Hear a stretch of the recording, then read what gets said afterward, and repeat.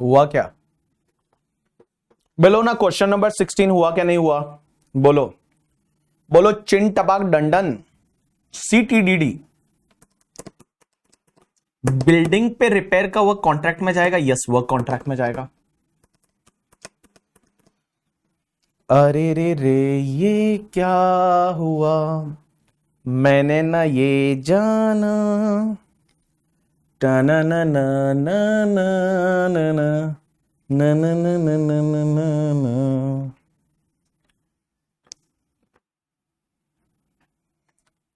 अरे रे रे ये क्या, कितना बढ़िया वाला कप है, कप है ना, मेरा फेवरेट है ये वाला कप।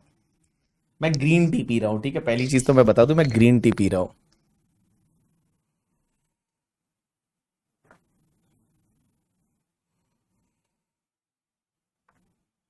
अरे पेमेंट 2,30,000 कंपलसरी एक्विजिशन पे, टीडीएस नहीं आएगा ना, 2.5 लाख से ज्यादा होना चाहिए। कमीशन 14,000 का, टीडीएस नहीं आएगा क्योंकि 15,000 से ज्यादा होना चाहिए। मैंने रट्टा मार रखा है, ठीक है। इसके बाद वाला क्वेश्चन बाद में कर लेंगे, चलो।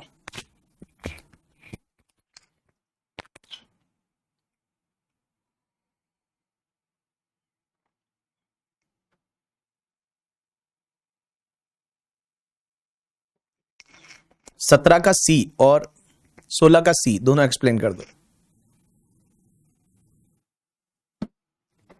हाँ जी, गाना गाओ, गाना गाओ। तुम तो ठहरे परदेसी, साथ क्या निभाओगे, टणाणा, तुम तो ठहरे परदेसी, साथ क्या निभाओगे, सुबह पहली गाड़ी से घर तो लौट जाओगे। चलो, पहले तो 16 का जो थर्ड पॉइंट है उसमें तो कुछ नहीं था। 25,000 रिपेयरिंग ऑफ बिल्डिंग कॉन्ट्रैक्ट है, तो 30,000 से ज्यादा नहीं है, सिंगल कॉन्ट्रैक्ट, टीडीएस नहीं आएगा। उसके बाद payment of 2 lakh made to mister A for purchase of diary made according to the specification. हमारे हिसाब से हमने डायरी बनवाई। पलंग वाला सुबह का एग्जाम्पल याद है कि उसने बोला था पलंग वाले से जाके मेरे को पलंग बनाना है। हाउएवर मटेरियल हमने नहीं सप्लाई किया तो इस पे टीडीएस नहीं आएगा, ये तो परचेज सेल का कॉन्ट्रैक्ट है। मटेरियल हमने अगर सप्लाई किया होता तो टीडीएस आता, अदरवाइज टीडीएस यहां पे नहीं आएगा। ट्रेन वाला गाना गाओ, ट्रेन वाला। चलो, अभी गाऊंगा बस, अभी आज अपना लेक्चर पूरी रात तक है, ठीक है, तो आज अपन एकदम रात को पूरे रात तक पढ़ेंगे, तो उसके बाद में मैं गाना गाऊंगा, ठीक है। तो जैसे ही मेरे को लगेगा तब मैं गाना गाने लग जाऊंगा। जब भी तुमको बोर हो जाओ तो बोल देना मैं ट्रेन वाला गाना गाऊंगा, ठीक है। वो वाला, वो ऐसे बच्चे होते हैं ना, वो 2 हाथ में पत्थर लेके वो गाते हैं ऐसे ऐसे, परदेसी परदेसी जाना नहीं ओ जाना नहीं, मुझे छोड़ के परदेसी मेरे यारा, ओ भूल न जाना। अच्छा, 17 का बी नहीं आया। 17 की बी में क्या था?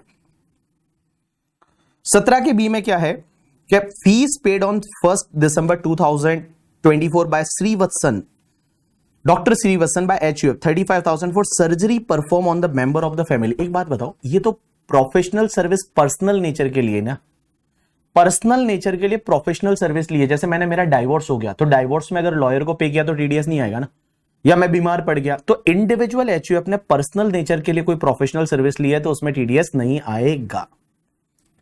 उसके बाद एबीसी कंपनी, ए भाई डायरेक्टर फीस पे कोई लिमिट नहीं है, डायरेक्टर सिटिंग फीस पे 194 जीए में कोई लिमिट नहीं है। मैंने बोला था 10 रुपए का पेमेंट किया तो भी 1 रुपया काटना पड़ेगा, तो यहां पे काट लो करके, ठीक है, 19,000 का पेमेंट है, काट लो।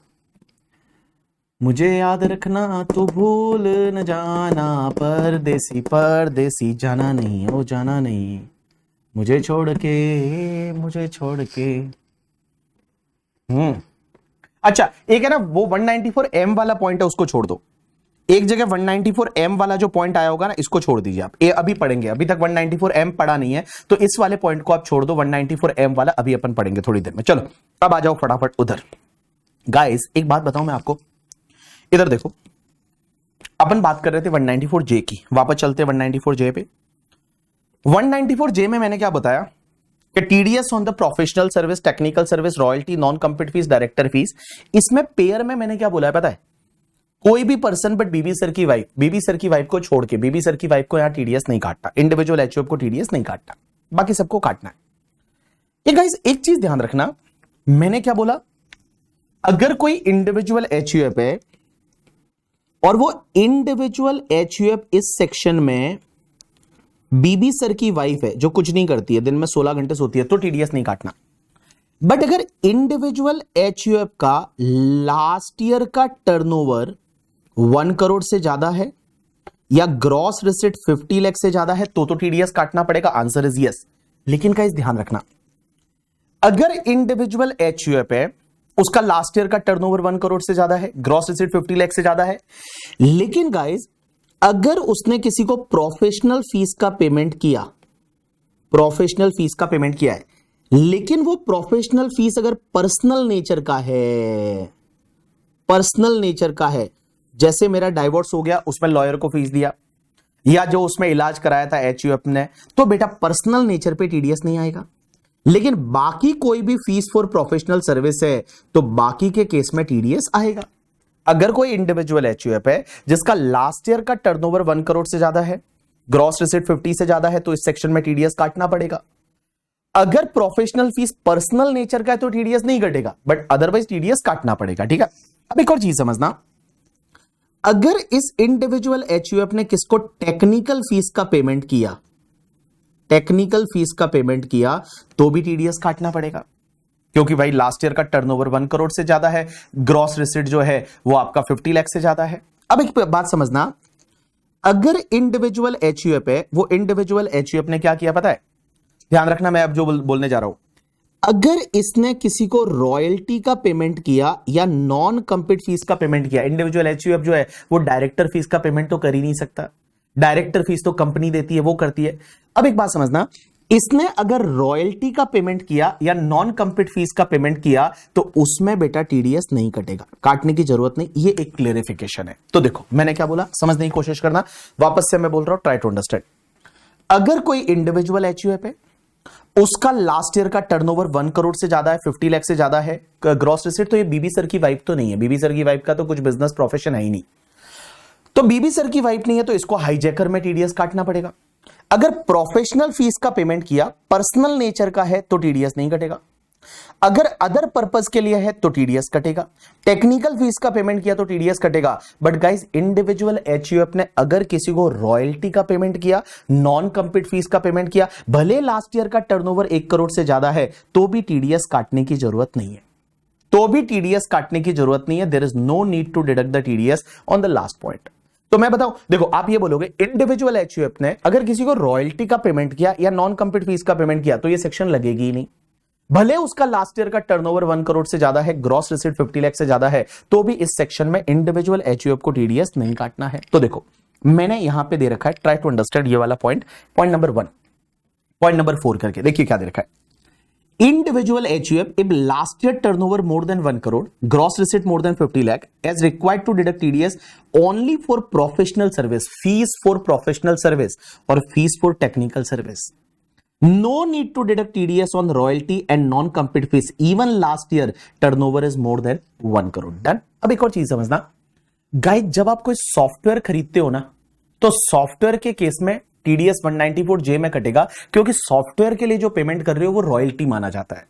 लेकिन इसमें एक एक्सेप्शन है कि जैसे मान लो एक फॉरेन की कंपनी है जिसका नाम है किन आईएनसी। किन आईएनसी ने एक सॉफ्टवेयर बनाया, किन आईएनसी ने वो सॉफ्टवेयर बेच दिया, मान लो बीबी इन्फोटेक को सॉफ्टवेयर बेचा, और गाइस बीबी इन्फोटेक ने किन का टीडीएस काट लिया, इसका टीडीएस काट लिया। अब बीबी इन्फोटेक वही वाला सॉफ्टवेयर जो है वो मान लो कोई बंदा है जिसका नाम है राज, मिस्टर राज, उसको वो सॉफ्टवेयर एज इट इज बेच देता है, तो टीडीएस नहीं काटना है। तो बड़ा सिंपल सा क्लेरिफिकेशन है, वो क्या बोलता है कि देखो अगर कोई सॉफ्टवेयर पहले खरीदा था किसी ने, उसने टीडीएस काट लिया है और वो एज इट इज उसमें सॉफ्टवेयर में बिना कुछ चेंज किए आगे बेच देता है, तो उस पर टीडीएस नहीं आएगा। तो ये क्लेरिफिकेशन क्या बोलता है कि अगर कोई सॉफ्टवेयर है जब इसने इसको बेचा था तो टीडीएस कट चुका है, तो बेटा ये इसको बेचेगा तो उस पर टीडीएस नहीं आएगा, there is no need to deduct the TDS. तो देखिए क्या दे रखा है, consideration paid for acquisition of software fall within the definition of royalty and hence would be liable to TDS under section 194J, but no TDS would be attracted in case of subsequent transfer if the transfer is made without any modification, software में कुछ change किया ही नहीं, as it is आगे बेच दिया करिए, ठीक है। TDS has already been deducted under section 194J in the earlier transfer and transferor submit declaration along with the payment for the same। मतलब भैया पहले अगर उस पे TDS कट चुका है तो आगे TDS काटने की जरूरत नहीं है। अब एक बात बताओ गाइस, मैंने क्या हुआ मैं आपको बताऊं। मैं कुछ दिन पहले फॉर एन एग्जांपल है जस्ट कि बीबी सर बीमार हो गए, मान लो बीबी सर बीमार हो गए, होगा नहीं मैं बीमार, डोंट वरी, तुम्हारा बैच कंप्लीट होने तक तो बिल्कुल नहीं होगा, संडे तक तो बिल्कुल नहीं होगा। बीबी सर बीमार हो गए और मेरे को है ना एडमिट होना पड़ा एक हॉस्पिटल में, एग्जांपल है just, that is Kokilaben hospital, Kokilaben Dhirubhai hospital, ये हॉस्पिटल है, उसमें मान लो एडमिट होना पड़ा, ठीक है सर ऐसा मत बोलो। तो मान लो कोकिलाबेन धीरूभाई अंबानी हॉस्पिटल में मुझे एडमिट होना पड़ा। नाउ ट्राई टू अंडरस्टैंड, इस हॉस्पिटल में मुझे एडमिट होना पड़ा, लेकिन मैंने ना हेल्थ इंश्योरेंस ले रखा है, हेल्थ इंश्योरेंस ले रखा है। तो हेल्थ इंश्योरेंस में क्या हुआ कि मैंने हेल्थ इंश्योरेंस ले रखा है स्टार हेल्थ से। तो हेल्थ इंश्योरेंस कंपनी जो है वो क्या करती है कि मेरा जितना भी खर्चा हुआ वो मैंने पे नहीं किया क्योंकि मैंने मेडिक्लेम ले रखा है। अब एक बात समझना, ये हेल्थ इंश्योरेंस कंपनी ने पेमेंट किया हॉस्पिटल को, तो ये तो प्रोफेशनल सर्विस है। अब देखो सर्विस तो मैंने ली है लेकिन पेमेंट कर रही है star health Kokilaben Dhirubhai Ambani hospital को, तो क्या इसमें टीडीएस काटेंगे क्या इसमें टीडीएस जो है वो टीडीएस काटेंगे क्या टीडीएस काटेंगे क्या? राइट आंसर इज यस, इस पे टीडीएस काटना पड़ेगा। तो यहां पे अगर स्टार हेल्थ ने कोकिलाबेन धीरूभाई अंबानी हॉस्पिटल को पेमेंट किया, भले सर्विस मैंने ली है बट पेमेंट स्टार हेल्थ कर रहा है, तो ये प्रोफेशनल सर्विस है, 194J में टीडीएस काटना पड़ेगा। अब एक और चीज समझना, मान लो स्टार हेल्थ क्या करती है, क्लेम का खुद सेटलमेंट नहीं करती। स्टार हेल्थ ने क्या किया पता है तुमको, स्टार हेल्थ ने पेमेंट किया एक टीपीए को। टीपीए का मतलब होता है थर्ड पार्टी एडमिनिस्ट्रेटर। ये जो टीपीए होते हैं ना, ये टीपीए क्या करते हैं पता है तुमको, ये जो टीपीए होते हैं थर्ड पार्टी एडमिनिस्ट्रेटर, ये क्लेम का सेटलमेंट करते हैं, स्टार हेल्थ खुद नहीं करती है। और टीपीए ने अगर मान लो कोकिलाबेन धीरूभाई अंबानी हॉस्पिटल को पेमेंट किया तो भी क्या टीडीएस कटेगा क्या under section 194J? Answer is yes, तो भी टीडीएस काटना पड़ेगा, ऐसा क्लेरिफिकेशन है। क्या अगर कोई भी स्टार हेल्थ इंश्योरेंस है उसने खुद ने पेमेंट किया तो टीडीएस कटेगा ही। अगर उसने थर्ड पार्टी एडमिनिस्ट्रेटर ये अपॉइंट करते हैं जो क्लेम सेटलमेंट का काम करते हैं, तो इन्होंने इसको पेमेंट किया, इसने इसको पेमेंट किया, तो इस पे टीडीएस काटना पड़ेगा। आंसर इज यस, काटना पड़ेगा। That is the last clarification of the 194J। देखिए क्या दे रखा है, सीबीडीटी ने क्लेरिफाई कर रखा है कि third party administrator making payment on behalf of the insurance companies to the hospital for settlement of the medical और insurance claim are liable to deduct TDS under section 194J। Done, complete हो जाता है यहां पे 194J। अब आपकी 2-3 section बची है और उसके बाद में आपको, आज मैं ज्यादा नहीं, कम से कम मैं रात को 3 बजे छोड़ दूंगा, ठीक है। चलो आ जाइए सब लोग नेक्स्ट सेक्शन पे, 194M करके, 194M। एक बात बताऊं, 194M क्या है पता है तुमको? इधर देखो ना, मेरी तरफ देखो ना, मेरी तरफ देखो ना, 194M क्या है? इधर देखो, 194M that is TDS on contract, professional fees, commission and brokerage. आप बोलोगे सर क्या बात कर रहे हो आप, सर क्या बात कर रहे हो आप? TDS on contract, professional fees, commission and brokerage. Sir ये तो पढ़ चुके हैं ना पहले सर, ये तो पढ़ चुके हैं ना पहले सर। कॉन्ट्रैक्ट है, प्रोफेशनल फीस है, कमीशन एंड ब्रोकरेज है, ये तो सर पहले पढ़ चुके हैं ना। क्यों यहां पे मिक्स कर रहे हो आप, क्यों मिक्स कर रहे हो? आपने कॉन्ट्रैक्ट के बारे में पढ़ाया था ना पहले आपने कॉन्ट्रैक्ट के बारे में हमको सेक्शन में पढ़ाया था 194C में करके, ठीक है। फिर आपने प्रोफेशनल फीस के बारे में अभी आपने बताया 194J में टीडीएस काटना पड़ता है, जानी दुश्मन। और कमीशन एंड ब्रोकरेज के बारे में सर आप ऑलरेडी पढ़ा चुके हो 194H में। फिर यहां पे क्यों मिक्स कर रहे हो? बिकॉज इस सेक्शन का नंबर है 194M। M को याद रखोगे मिक्स करके, मिक्स। M का मतलब क्या रखोगे? Mix, mix. एक बात बताओ, सर एक बात बताओ, ये कॉन्ट्रैक्ट पे टीडीएस तो 194 सी में काटना था, प्रोफेशनल फीस पे 194 जे में था, commission and brokerage pay 194 H में था, तो यहां पे फिर आप क्यों लेके आए, यहां पे क्यों लेके आए सर यहां पर 94 एम? एक बात बताऊं, कॉन्ट्रैक्ट में, प्रोफेशनल फीस में एंड कमीशन एंड ब्रोकरेज में बीबी सर की वाइफ को टीडीएस नहीं काटना था, पता है आपको? अगर याद रहेगा तो बीबी सर की वाइफ क्या है? हाईजैकर, हाईजैकर है। तो देखो यहां एच में बीबी सर की वाइफ को टीडीएस नहीं काटना था, ए में सॉरी ये एच में नहीं काटना था, कमीशन ब्रोकरेज वाली कॉन्ट्रैक्ट में नहीं काटना था करके, ठीक है, एंड जे में नहीं काटना था, तो बीबी सर की वाइफ को तो टीडीएस ही नहीं काटना था। तो सर बीबी सर की वाइफ को टीडीएस उन सेक्शन में तो नहीं काटना था, एज वेल एज अगर आप याद करोगे तो कॉन्ट्रैक्ट में एंड प्रोफेशनल सर्विस में मैंने ये बोला था कि अगर आपका पर्सनल नेचर का कोई कॉन्ट्रैक्ट है या पर्सनल नेचर का कोई प्रोफेशनल फीस है तो टीडीएस नहीं कटेगा। एग्जांपल दिया था कॉन्ट्रैक्ट में कि मैंने मेरी शादी पे केटरिंग का कॉन्ट्रैक्ट दिया, वो तो पर्सनल नेचर का है, या आयुष ने घर पे बाथरूम बनाने का कॉन्ट्रैक्ट दिया, वो तो पर्सनल नेचर का है, तो 194 सी में नहीं कटता है। प्रोफेशनल फीस में अगर पर्सनल नेचर का है तो नहीं कटता। जैसे मैंने आपको बताया अभी थोड़ी देर पहले कि मान लो मेरे डाइवोर्स का केस है तो उसमें जे में टीडीएस नहीं कटेगा। तो इन्होंने क्या किया पता है, मेरी वाइफ के लिए, क्योंकि मेरी वाइफ को इन तीनों सेक्शन में टीडीएस नहीं काटना और पर्सनल नेचर का है तो कॉन्ट्रैक्ट पे प्रोफेशनल फीस में ऐसे भी नहीं कटता, तो गाइस मेरी वाइफ के लिए एक नई सेक्शन बताई 194M करके। और 194M क्या बोलती है पता है? 194M क्या बोलती है? Try to understand. 194M बोलती है कि सर इस सेक्शन में पेयर कौन होगा पता है? इस सेक्शन में पेयर सिर्फ बीबी सर की वाइफ, इंडिविजुअल और एचयूएफ। कौन सा इंडिविजुअल एचयूएफ? जो कि not covered under section 194C में, 194J में और 194H में कवर नहीं होता, उसको यहां टीडीएस काटना पड़ेगा 194M में। M का मतलब मिक्स, याद रखोगे मिक्स। अब एक चीज समझना, पेई कौन होगा यहां पे? तो गाइस पेई जो है वो रेजिडेंट पर्सन, किसी भी रेजिडेंट पर्सन को पेमेंट करोगे तो टीडीएस काटना है। और गाइस इसमें रेट है ना वो 5% था, इसमें जो रेट हुआ करता था वो 5% था, लेकिन ये 5% वाली जितनी भी रेट थी ना उसको स्लैश करके 2% कर दिया है 1 अक्टूबर 2024 से।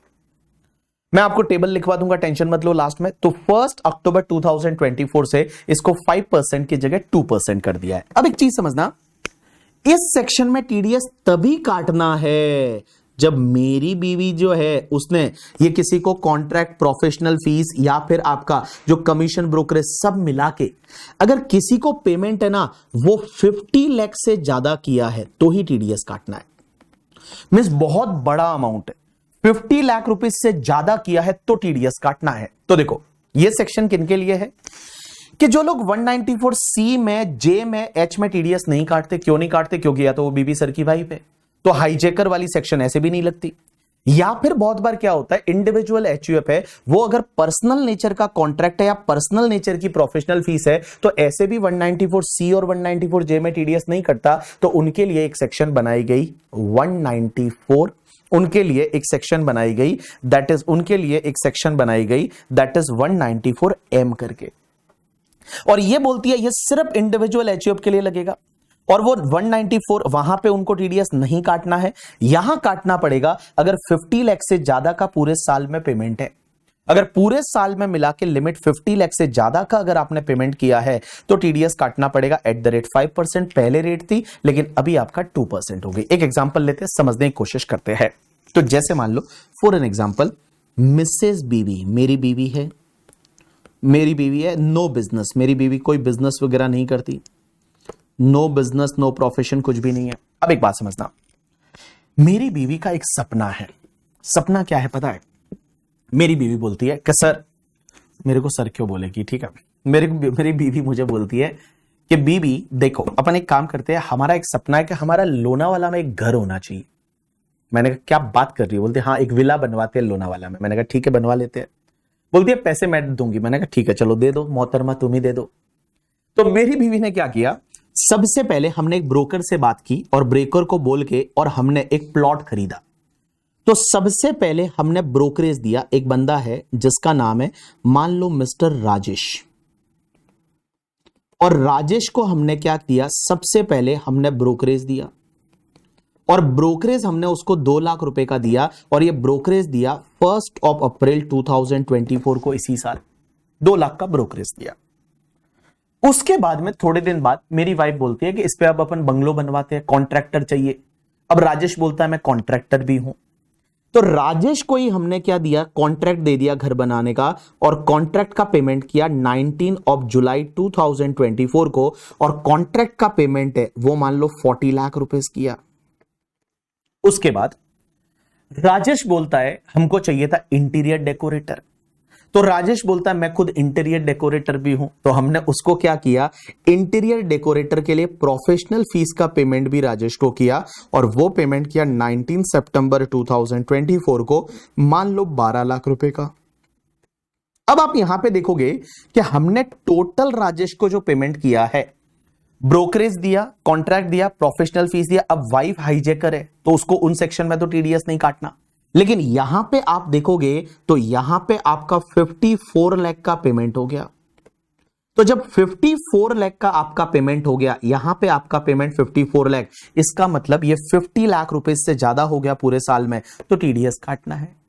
रेट पहले 5% हुआ करती थी, 1 अक्टूबर से 2% हुई है, लेकिन इसमें जो पेमेंट है वो सब अक्टूबर से पहले वाले हैं, तो बाबू इस पे जो आपका टीडीएस है ना, वो टीडीएस आपका 5% की रेट से कट जाएगा। तो टीडीएस 5% की रेट से कटेगा, इसका मतलब 54 lakh multiply by 5%, it's comes to the 54 lakh multiply by 5%, it's comes to the 2,70,000। उतना टीडीएस मेरी बीवी को इस सेक्शन में काटना पड़ेगा। This is the section 194M। तो बड़ी सिंपल सी सेक्शन है 194M। क्या बोलती है देखो, पेयर कौन होगा, इंडिविजुअल एचयूएफ। आप ऐसे याद रखो, बीबी सर की वाइफ, जो उन सेक्शन में कवर नहीं होते, रेजिडेंट पर्सन को पेमेंट कर रहे हैं करके, ठीक है। एंड गाइस यहां 50 लाख से ज्यादा का पेमेंट है, सबका मिला के, like contract, professional fees, commission, brokerage का मिला के किसी पर्सन को 50 से ज्यादा का पेमेंट किया, टीडीएस काटना पड़ेगा at the rate 5%, and now TDS rate is 2% from this date. आ जाइए आप अपनी बुक में, और उसके बाद आ जाइए क्वेश्चन बुक में। देखिए, आ जाइए, देखिए पॉइंट नंबर आपकी सेक्शन 194M क्या बोलती है, समझना। 194M बोलती है, अगर आप वर्क कॉन्ट्रैक्ट देते हैं, कमीशन ब्रोकरेज देते हैं, या fees for professional service, pair कौन है, इंडिविजुअल एचयूएफ, बीबी सर की वाइफ, अदर देन जो उन सेक्शन में कवर हो जाते हैं उनको छोड़ के, रेजिडेंट पेई को पर्सन पेमेंट करते हैं 5%, अभी rate 2%, no TDS if amount is up to 50 lakh. अगर अप टू 50 लाख है तो टीडीएस नहीं काटना, 50 से ज्यादा है तो टीडीएस काटना है। उसका नोट नंबर 2 अभी पढ़ेंगे, नोट नंबर 3 जो है वो अपन बाद में पढ़ेंगे या कल पढ़ेंगे, नोट नंबर 2 अभी पढ़ेंगे। देखिए क्या देखा है, TDS under section 194C, H and J in case of individual HUF pair is applicable only if the last year turnover or gross receipt is more than prescribed limit. Under section 194C and J, TDS not applicable in case of personal nature contract or personal nature fees for professional service. So in those cases, TDS required to be deducted under this section if the amount is more than the 50 lakh. अगर 50 लाख से ज्यादा का amount है तो यहां पे TDS काटा जाएगा। डन। अब अपन चलते हैं क्वेश्चन पे, और आ जाइए, इससे रिलेटेड एक क्वेश्चन है और इसको कर दीजिए, मार्क कर दीजिए IMP करके, उस क्वेश्चन को मार्क कर दीजिए, that is IMP, question number 10 को। आ जाइए क्वेश्चन नंबर 10 को, और क्वेश्चन नंबर 10 को आप मार्क कर दीजिए IMP या फिर LDR, last day revision, question number 10। एक बार आप रीड करके और आप अपने हिसाब से सोच के बताइए कि क्या टीडीएस आएगा या नहीं आएगा, और आएगा तो कौन से केसेस में आएगा, कौन से केसेस में नहीं आएगा करके, ठीक है। एक बार आप अपने हिसाब से सोच के बताइए, ठीक है। गाना गा लो, गाना गा लो, गाना गा लो। मैं क्या गाना गाने के लिए मैं मुजरा करूं तुम्हारे लिए करके, ठीक है। हाँ, ऐसा मुजरा करूं तुम्हारे, क्या वो का तुम वो पतले तुम्हारे पिया, तार से पतले तुम्हारे पिया वाले गाने पे मैं मुजरा करूं तुम्हारे लिए, बात कर रहे हो। क्वेश्चन को पूरा रीड करो और आप बताओ इसमें टीडीएस कौन सी सेक्शन में आएगा, नहीं आएगा, क्या होगा।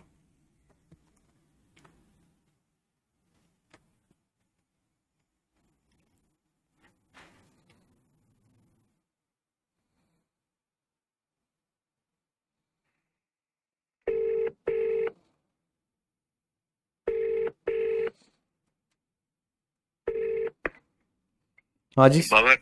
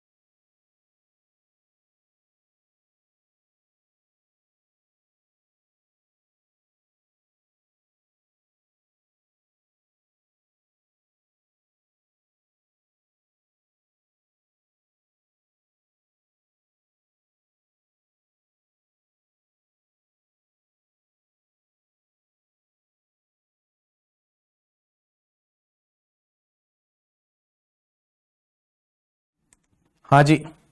चलो, क्वेश्चन आप लोगों ने देखा होगा, ट्राई नहीं किया, कोई बात नहीं, मैं करवाता हूं। देखो, examine whether TDS provision would be attracted in the following cases, if so under which section. आपको ये बताना है क्या टीडीएस आएगा या नहीं आएगा, आएगा तो कौन सी सेक्शन में आएगा।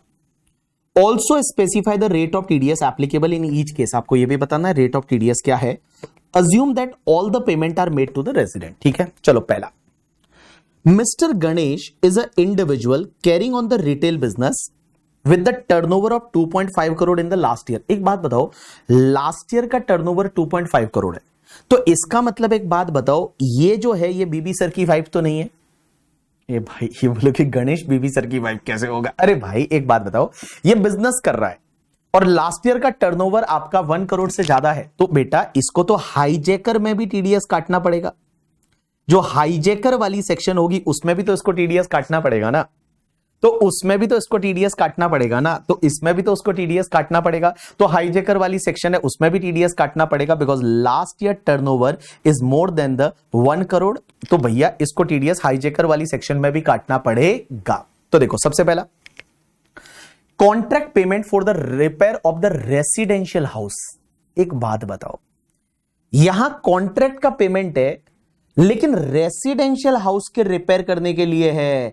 तो बेटा एक बात बताओ, 194C में ऐसा पॉइंट था कि भाई साहब 194C में ऐसा पॉइंट था कि आप अगर अपना पर्सनल नेचर का कॉन्ट्रैक्ट है, पर्सनल नेचर का कॉन्ट्रैक्ट है तो टीडीएस नहीं कटेगा ना। जैसे एग्जांपल के लिए मेरी शादी में, अगर मैंने मान लो मेरी शादी में केटरिंग का कॉन्ट्रैक्ट, आयुष के घर का बाथरूम बनवाया, तो that is the personal nature ना, तो यहां पे टीडीएस है वो आपका नहीं कटेगा, तो 194C में तो नहीं कटेगा। As well as guys 5 lakh का पेमेंट है तो 194M में भी नहीं कटेगा ना, तो 194C में भी नहीं कटेगा और 194M में भी नहीं कटेगा, क्योंकि M का लिमिट 50 लाख से ज्यादा होना चाहिए। अगर मैं बताऊं, देखो 194C में इसलिए नहीं कटेगा क्योंकि ये पर्सनल नेचर का कॉन्ट्रैक्ट है, एंड 194M में इसलिए नहीं कटेगा क्योंकि 50 लाख से ज्यादा नहीं है। तो भाई साहब दोनों ही सेक्शन में नहीं कटेगा, ना तो 194C में और ना 194M में, दोनों ही सेक्शन में टीडीएस इस वाले पहले पॉइंट में तो नहीं कटेगा। दूसरा, आपने किसी को कमीशन दिया है तो कमीशन पे टीडीएस है वो तो 194H में जाता है, तो यहां पे 194H में जो है वो आपका लिमिट 15,000 से ज्यादा है, तो 15,000 से ज्यादा है तो आपका टीडीएस कट जाएगा। 15,000 से ज्यादा है तो आपका टीडीएस कटेगा। आंसर इज यस, आपका टीडीएस कटेगा। 15,000 से ज्यादा टीडीएस की रेट क्या होगी? तो देखो कमीशन के केस में पहले रेट 5% थी 1 सितंबर तक, उसके बाद में आपका 2% हो गया है, तो मैं दोनों लिख लूंगा 5% एंड 2%। 1 अक्टूबर से 2%, उससे पहले 5%। ये पहले का आंसर रहेगा, मैं आपको लिखवा के दूंगा करके, ठीक है, मैं आपको लिखवा के दूंगा। आगे देखिए, आगे पॉइंट क्या दे रखा है, point number 2। Mr. Rajesh is a wholesaler trader whose turnover of the last year is only 95 lakh. तो बेटा एक बात बताओ, इसको हाईजैकर वाली सेक्शन में तो टीडीएस काटना ही नहीं, क्योंकि ये तो बीबी सर की वाइफ हो गई। देखो बीबी सर की वाइफ हो गई, राजेश है वो बीबी सर की वाइफ हो गई, और इसका लास्ट ईयर का टर्नओवर 1 करोड़ से ज्यादा नहीं है, तो इसको हाईजैकर वाली सेक्शन में टीडीएस नहीं काटना, हाईजैकर में नहीं काटना। अब आपको देखना है 194M में काटना है या नहीं। तो देखो, इसने कॉन्ट्रैक्ट पेमेंट किया for the construction of residential house during the January से लेकर मार्च 2025 के बीच में, और इसने 20 लाख का पेमेंट किया जैन में, 15 लाख का पेमेंट किया फेब में, और 20 लाख का पेमेंट किया मार्च में। तो आप देखोगे यहां पे 55 लाख का पेमेंट कर दिया, 55 लाख का पेमेंट किया, और 55 लाख का पेमेंट किया जो 50 लाख से ज्यादा है, तो 194M में टीडीएस आ जाएगा @2%। 194M में टीडीएस आ जाएगा @2%। 2% की रेट से टीडीएस आपका 194M में आ जाएगा। तो 55 लाख रुपीस है, वो 55 लाख पे 194M में टीडीएस आ जाएगा। आगे देखिए क्या दे रखा है, next part. Mister Satish is a salary employ. तो देखो बिजनेसमैन तो नहीं है ये, और इसने ब्रोकरेज का पेमेंट किया, तो देखो हाईजैकर में तो टीडीएस काटना ही नहीं है, हाईजैकर में तो टीडीएस नहीं काटना ना, क्योंकि हाईजैकर में टीडीएस तभी काटना जब इंडिविजुअल एचयूएफ का बिजनेस है और लास्ट ईयर का टर्नओवर 1 करोड़ से ज्यादा है, ग्रॉस रिसीट 50 लाख से ज्यादा है, तो ही टीडीएस काटना है। तो सतीश है वो तो बेचारा सैलरी एम्प्लॉयड है, बिजनेस कुछ नहीं कर रहा है, ये बीबी सर की वाइफ है। सतीश है ये बीबी सर की वाइफ है। अब इसने जो पेमेंट किया, ब्रोकरेज का पेमेंट किया रेसिडेंशियल हाउस बाय करने के लिए 51 लाख है, तो इस पे टीडीएस 194M में आएगा ना, क्योंकि ब्रोकरेज 194M में कवर होता है। तो 51 लाख पे आपका 2% की रेट से टीडीएस आएगा, क्योंकि मार्च में पेमेंट किया है, तो बेटा 2% की रेट से टीडीएस आ जाएगा 194M में। उसके बाद धीरज एक पेंशनर है, ये भी बिजनेस नहीं कर रहा, तो बेटा हाईजैकर वाली सेक्शन में तो इसको टीडीएस नहीं काटना। अब एक बात बताओ, इसने कॉन्ट्रैक्ट का पेमेंट किया है अक्टूबर से नवंबर 2024 में, कंस्ट्रक्शन ऑफ रेसिडेंशियल हाउस, तो देखो 194C तो ऐसे भी नहीं लगेगा, क्योंकि ये बिजनेसमैन नहीं है ना। देखो इंडिविजुअल एचयूएफ का बिजनेस है और लास्ट ईयर का टर्नओवर 1 करोड़ से ज्यादा है, ग्रॉस रिसीट 50 लाख से ज्यादा है, तो ही हाईजैकर वाली सेक्शन में टीडीएस काटना है, अदरवाइज ये बीबी सर की वाइफ है, तो ये बीबी सर की वाइफ है धीरज भी, तो इसको बेटा हाईजैकर वाली सेक्शन में तो टीडीएस नहीं काटना। 194M में आ सकता है, लेकिन ये जो लिमिट है ना, ये लिमिट आपका 50 लाख से ज्यादा नहीं है। ये जो लिमिट है, ये लिमिट आपका 50 लाख से ज्यादा नहीं है। अगर ये लिमिट है वो आपका 50 लाख से ज्यादा नहीं है, तो limit is not more than 50 lakh, 50 lakh से ज्यादा नहीं है, तो इसमें टीडीएस 194M में नहीं आएगा। समझा कि नहीं समझा? चलो लिखना चालू करें, लिखना चालू करें, लिखो जैसा मैं लिखवाता हूं। लिखना आपको है, मैं डिक्टेट करूंगा, आपको लिखना है करके, ठीक है? फिर आप बोलोगे मेरा रह गया, तो मैं बताऊं रह जाएगा, मैं पहले बता दूं। 194 ये जो सेक्शन है, इसका क्वेश्चन का आंसर लिख रहे हैं आप, क्वेश्चन नंबर जो भी रहे, पेज नंबर जो भी रहे, वो जैसा जैसा है वैसा आप लिख लीजिए, और उसमें 1 बाय 1 पॉइंट है वो आप लिखेंगे। पॉइंट नंबर 1 लिखिए, पॉइंट नंबर 1 लिखिए, पॉइंट नंबर 1, पॉइंट नंबर 1 लिखिए, लिखिए पॉइंट नंबर 1 लिखिए। Mister Ganesh last year turnover, mister Ganesh last year turnover is more than 1 crore in case of business, mister Ganesh last year turnover, Mr. Ganesh last year turnover is more than 1 crore in case of business. Last year turnover is more than 1 crore in case of business. So he is required to deduct TDS. So he is required to deduct TDS. So he is required to deduct TDS under section 194C and 194H. इसके बारे में नीचे वापस explain करूंगा. So he is required to deduct TDS under section 194C and 194H. 194H. Now next line में dash करके लिखो. Next line में डैश करके लिखो. As per section 194C, as per section 194C, TDS is not applicable.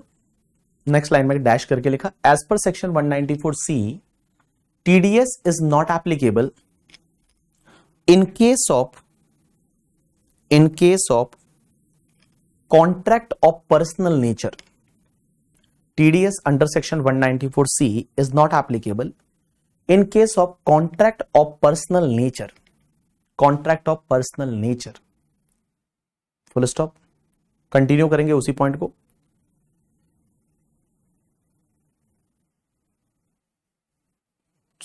Continue करेंगे. So Ganesh is not required to deduct TDS. So Ganesh is not required to deduct TDS. So Ganesh is not required to deduct TDS on repair payment of residential house. On repair payment of residential house. Full stop. Full stop के बाद continue कर. On repair payment of residential house. Full stop. TDS under section 194M is also not applicable. TDS under section 194M is also not applicable. TDS under section 194M is also not applicable because payment is not more than 50 lakh. Because payment is not more than 50 lakh. Done. उसके बाद दूसरा dash करके लिखिए. दूसरा dash करके लिखिए. TDS is applicable under section 194H. TDS is applicable under section 194H. TDS is applicable under section 194H. 194H on commission paid to Mr. Valish. On commission paid to Mr. Valish because commission is more than 15,000. Commission paid to Mr. Valish because commission is more than 15,000. Because commission is more than 15,000. Full stop. Because commission is more than 15,000. Full stop. TDS rate is 2% up to 30th September 2024. Sorry, TDS rate is 5%. TDS rate is 5% up to 30th September 2024. TDS rate is 5% up to 30th September 2024 and 2% with effect from 2% with effect from 1st October 2024. 2% with effect from 1st October 2024. Done. अब लिखिए point number 2. Point number 2 लिखिए. Point number 2 लिखिए. Point number 2 लिखिए. Mister Rajesh turnover of last year. Mister Rajesh turnover of last year is more than Mr. Rajesh turnover of last year is not more than 1 crore. Mr. Rajesh turnover of last year is not more than 1 crore. Mr. Rajesh turnover of last year is not more than 1 crore. So he is not required to deduct TDS. So he is not required to deduct TDS. So he is not required to deduct TDS under section 194C. So he is not required to deduct TDS under section 194C. Full stop. Full stop. 194C. Full stop. In this question, contract payment is more than 50 lakh. In this question, contract payment is more than 50 lakh. Contract payment is more than 50 lakh. So TDS applicable under section 194M. So TDS applicable under section 194M. Under section 194M at the rate 2%. At the rate 2%. At the rate 2%. 194M at the rate 2%. Done. उसके बाद तीसरा point लिखिए. तीसरा point लिखिए. तीसरा point लिखिए. Satish is salaried employed. Satish is salaried employed. So, section 194H is not applicable. So, section 194H is not applicable. So, section 194H is not applicable. But brokerage amount is more than 50 lakh. But brokerage amount is more than 50 lakh. But brokerage amount is more than 50 lakh. So TDS applicable under section 194M. So TDS applicable under section 194M. Under section 194M at the rate 2%. At the rate 2%. At the rate 2%. At the rate 2%. At the rate 2% on 51 lakh. At the rate 2% on 51 lakh. Done. अब चौथा point लिखो. Mr. Dheeraj is a pensioner. Mr. Dheeraj is a pensioner. Mr. Dheeraj is a pensioner. So, section 194C is not applicable. So, section 194C is not applicable. So, section 194C is not applicable. Full stop. In this case, 194M also not apply. In this case, 194M also not apply. In this case, 194M also not apply because payment is not more than 50 lakh. Because payment is not more than 50 lakh. Because payment is not more than 50 lakh. Because payment is not more than 50 lakh. Done. चलिए, so this was question number 10 आपका, जो कि 194M और mix Vicks वाला था बहुत सारा, तो इसमें बहुत सारा दिमाग लगाना पड़ा. चलिए, उसके बाद में अपन लास्ट में 2 सेक्शन आज और पढ़ेंगे, उसके ज्यादा नहीं पढ़ेंगे. तो 2 सेक्शन सर कौन कौन सी पढ़ने वाले हैं, तो मैं बताऊं आपको. एक सेक्शन पढ़ाने वाला हूं मैं, that is the section 194N. N का मतलब कैसे याद रखोगे पता है? N को याद रखने के लिए रुकिए. अगर आप कैश विड्रॉल करते हो, cash withdrawal from bank, cooperative bank या पोस्ट ऑफिस, आप गाइस क्या करते हो पता है? कैश विड्रॉ करते हो बैंक से, कोऑपरेटिव बैंक से या पोस्ट ऑफिस से, तो इसमें टीडीएस कटेगा. बस अब आपको 10 मिनट और कंसंट्रेशन रखना है, फिर मैं आपको बढ़िया सी टेबल लिखवा के दूंगा, मजा आ जाएगा आपको, सब रेट लिमिट सब उसमें आ जाएगा करके. ठीक है, तो देखो, कैश विड्रॉल करते हैं अगर कोई भी 194N में टीडीएस कब आएगा, जब आप कैश विड्रॉ करते हो। तो एन को कैसे याद रखोगे, नोट से याद रखो ना, नोट। तो एन का मतलब बैंक से नोट निकालना, तो एन को ऐसे याद रखोगे, note, that is currency note, या हिंदी में अपन क्या बोलते हैं, नकद बोलते हैं, नकद, नकद, तो हिंदी में बोलते हैं नकद या नोट। तो एन फोर मतलब बैंक से नोट निकालोगे तो बैंक आपका टीडीएस काटेगा। अब गाइस एक बात समझना, बड़ा सिंपल सी सेक्शन है, आपको मजा आएगा पढ़ने में, बड़ी सिंपल सी सेक्शन है। कैश निकाल रहे हो, नोट नोट नोट, एन का मतलब नोट या नकद निकाल रहे हो, तो 194N में टीडीएस कटेगा।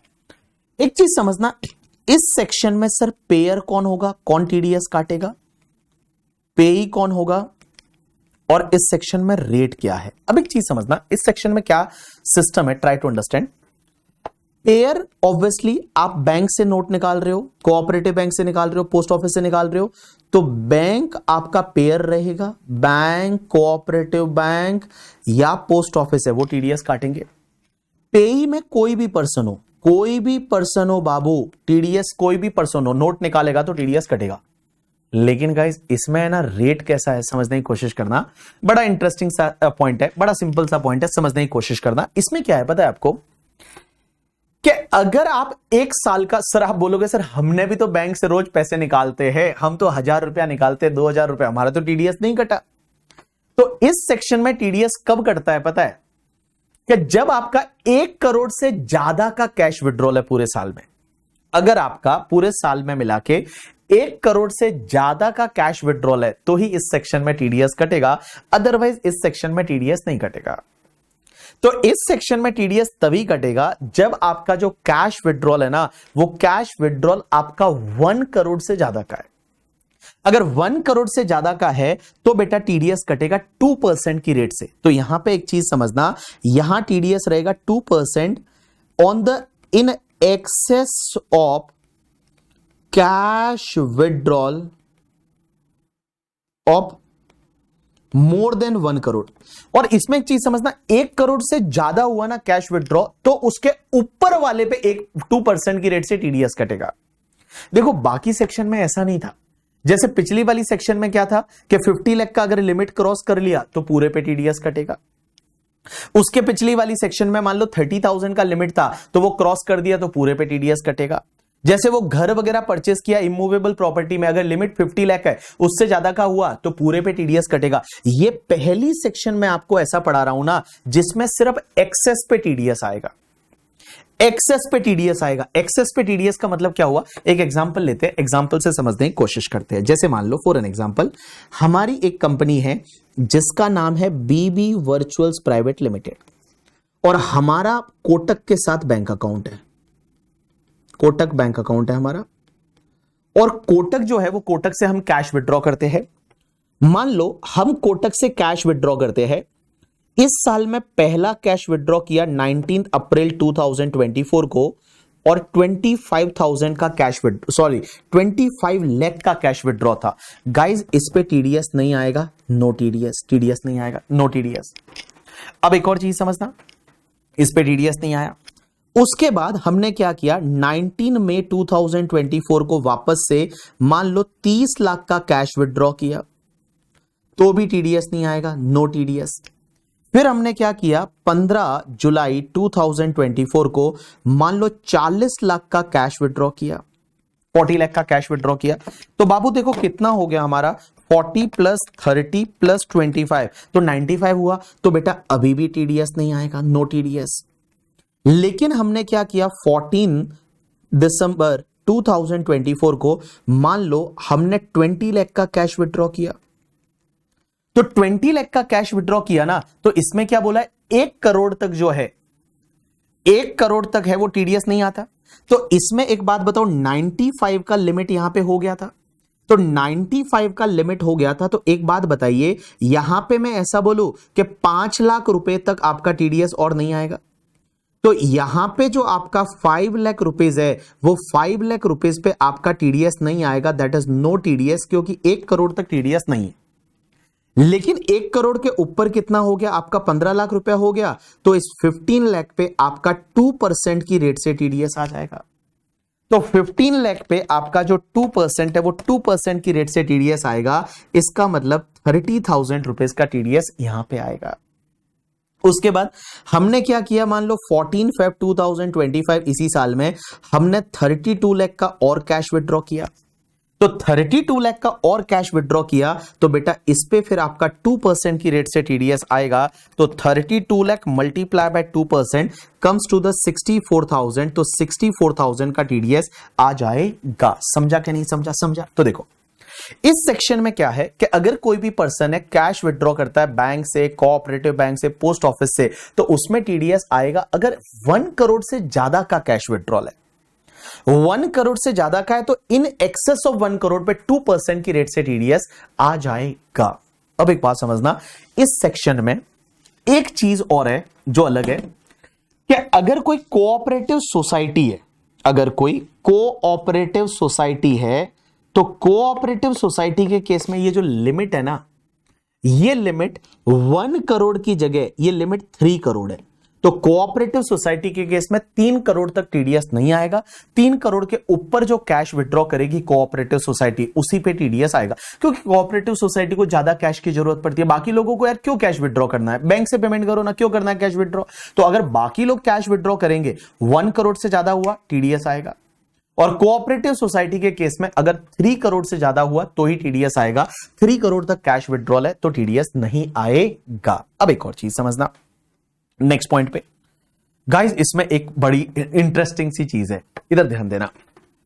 अगर कोई असेसी है और वो बड़ा बेशरम है, असेसी जो है ना वो बड़ा बेशरम है, बेशरम असेसी है। बेशरम असेसी का मतलब क्या होता है पता है? वो असेसी नॉन फाइलर है।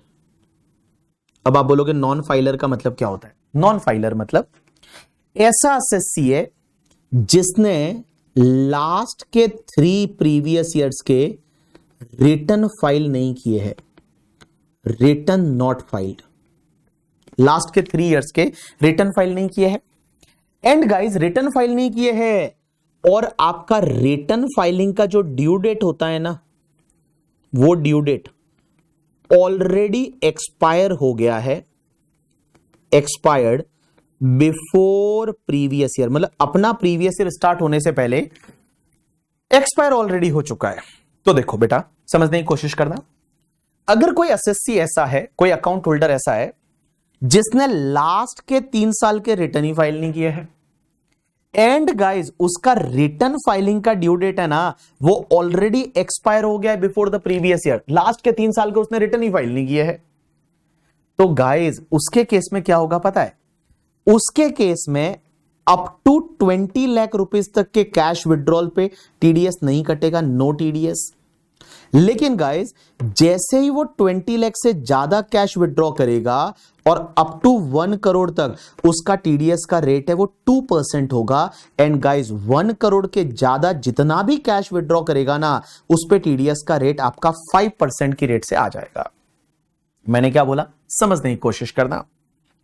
अगर कोई नॉन फाइलर है, नॉन फाइलर का मतलब ऐसा पर्सन जिसने लास्ट के 3 साल का रिटर्न ही फाइल नहीं किया, बड़ा बदतमीज बंदा है, बड़ा बेशरम है करके, और उसके 3 साल का रिटर्न फाइलिंग का ड्यू डेट भी जा चुका है, ड्यू डेट भी जा चुका है, तो उसके केस में है ना फिर ये लिमिट 20 लाख का हो जाएगा। 20 लाख तक टीडीएस नहीं आएगा। 20 लाख से लेके 1 करोड़ तक के कैश विड्रॉल पे 2%, 1 करोड़ से ऊपर वाले पे आपका 5% की रेट से टीडीएस आएगा। एक एग्जांपल लूंगा, बट एक बात बताओ सर, लास्ट के 3 साल कौन से देखोगे? लास्ट के 3 साल जो है वो 3 साल लास्ट के कौन से देखोगे करके, इधर ध्यान दो आप सब लोग इधर ध्यान दो। लास्ट के 3, अरे बुक नहीं देखनी है यार, ये लोग गजब लोग हैं, वापस जाके बुक देखते हैं करके, ठीक है? बुक मत देगा भाई, इधर देख ले करके, ठीक है? इधर देख ले। अब एक बात समझना, लास्ट के 3 साल कौन से देखोगे? तो देखो बेटा अपना प्रीवियस ईयर कौन सा है, 24-25, तो बाबू इस साल में आपको टीडीएस काटना है या नहीं वो बैंक देखेगी। तो इसके लास्ट के 3 साल जिसका रिटर्न फाइल नहीं किया और रिटर्न फाइलिंग की ड्यू डेट जा चुकी है, एक बात बताओ, इसका पिछला साल जो होगा 23-24 प्रीवियस ईयर, उसके लिए तो रिटर्न फाइलिंग की ड्यू डेट कब आएगी? 31 जुलाई 2024 आएगी ना।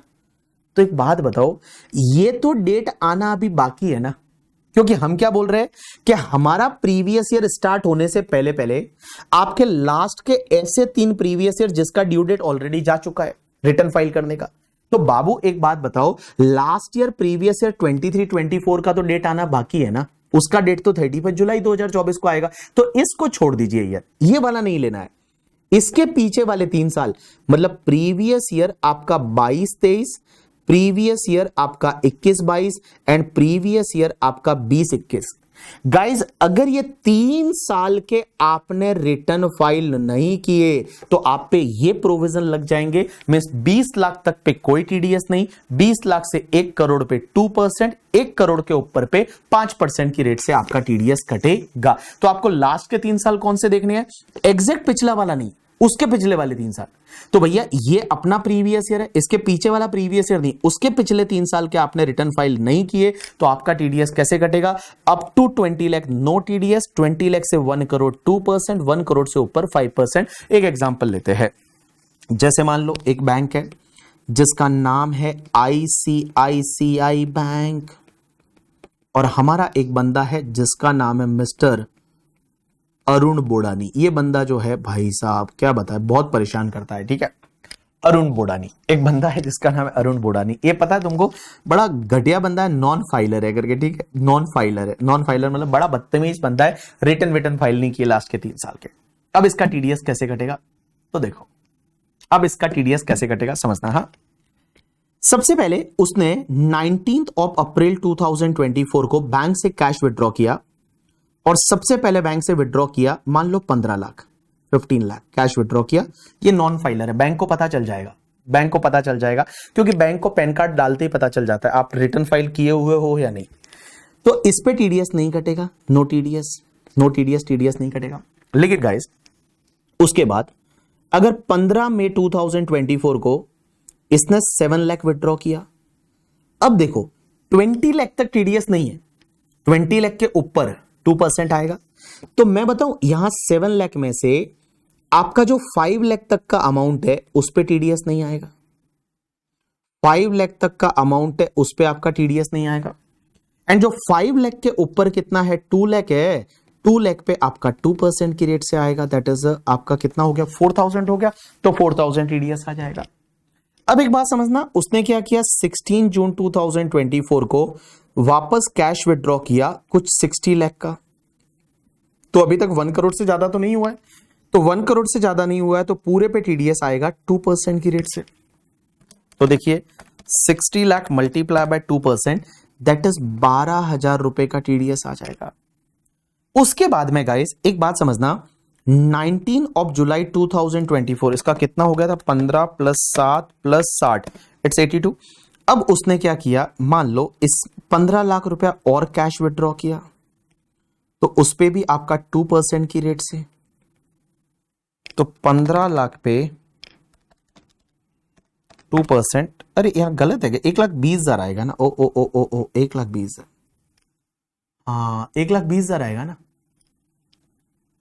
हाँ जी 1,20,000 आएगा ना।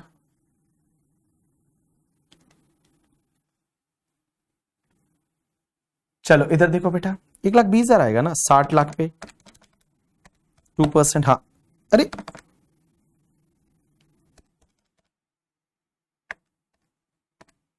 1,20,000, हाँ अब एक बात समझना, हाँ 1,20,000 आएगा ना, हाँ।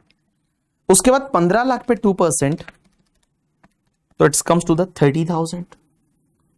अब एक बात बताओ, हमने क्या किया, 18 अगस्त 2024 को अरुण बोडानी ने और कैश विड्रॉ किया 25 लाख का। अब देखो कैसे होगा, अब देखिए पहले क्या आपका 1 करोड़ क्रॉस हुआ क्या, तो देखो सबसे पहला आपका 15 प्लस आपका 7 प्लस आपका 60 प्लस आपका 15, 97 हो चुका था। तो 97 के बाद, 97 ही हुआ था ना, हाँ 97 के बाद मुझे बताओ इसमें जो आपका 3 लाख का कैश विड्रॉल होगा उस पे तो 2% आएगा, 6,000 रुपया। हाँ भाई 3 लाख के कैश विड्रॉल पे 2% 6,000। एंड गाइज इसके बाकी वाला जो 22 लाख का आपका कैश विड्रॉल होगा उस पे आपका 5% आएगा। तो 22 लाख का 5% कम्स टू द आपका 1,10,000, तो 1,10,000 आ जाएगा। अब एक बात बताओ, आपका 19 Feb 2025 को आपने और कैश विड्रॉ किया कितना, फॉर एन एग्जांपल 10 लाख का, तो अब टीडीएस आएगा 5%। तो भैया 10 लाख का 5% कम्स टू द 50,000, तो ऐसे आपका टीडीएस आ जाएगा, ऐसे आपका टीडीएस आएगा। तो देखो मैंने आपको क्या बोला, सबसे पहले ये सेक्शन किस पे लगेगी, पेयर कौन होना चाहिए, pair bank, cooperative bank, post office. पेई कौन होना चाहिए, एनी पर्सन। रेट क्या है 2%, अगर in excess of the 1 crore. Cooperative society के केस में in excess of the 3 crore. लेकिन गाइज इसमें एक चीज समझना, अगर मान लो आप नॉन फाइलर हो, नॉन फाइलर का मतलब बड़े बदतमीज लोग हो, आपने लास्ट के 3 साल के रिटर्न फाइल नहीं किए और वो 3 साल की रिटर्न फाइलिंग की ड्यू डेट भी जा चुकी है, तो उसके केस में क्या होगा कि अप टू 20 लाख तक टीडीएस नहीं आएगा। 20 लाख से लेके 1 करोड़ तक आपका 2%, 1 करोड़ के ऊपर आपका 5% की रेट से टीडीएस आ जाएगा। चलिए अपन एक काम करते हैं, अपनी बुक में चलते हैं, सेकंड लास्ट सेक्शन है आज की, इसके बाद एक और लास्ट सेक्शन पढ़ाऊंगा 194 पी करके, ठीक है। तो देखो 194 एन क्या बोलती है, cash withdrawal from the bank, cooperative bank या पोस्ट ऑफिस, उससे कैश विड्रॉ करते हो। पेयर ये लोग है, कोई भी पर्सन 2% की रेट से टीडीएस आएगा। TDS is required to be deducted only at the time of the payment, के टाइम पे टीडीएस काटना है। No TDS if cash withdrawal is up to 1 crore in the previous year. If cash withdrawal more than 1 crore, then TDS applicable only on the excess amount of 1 crore, where the recipient is cooperative society, तो limit 3 crore का लगेगा।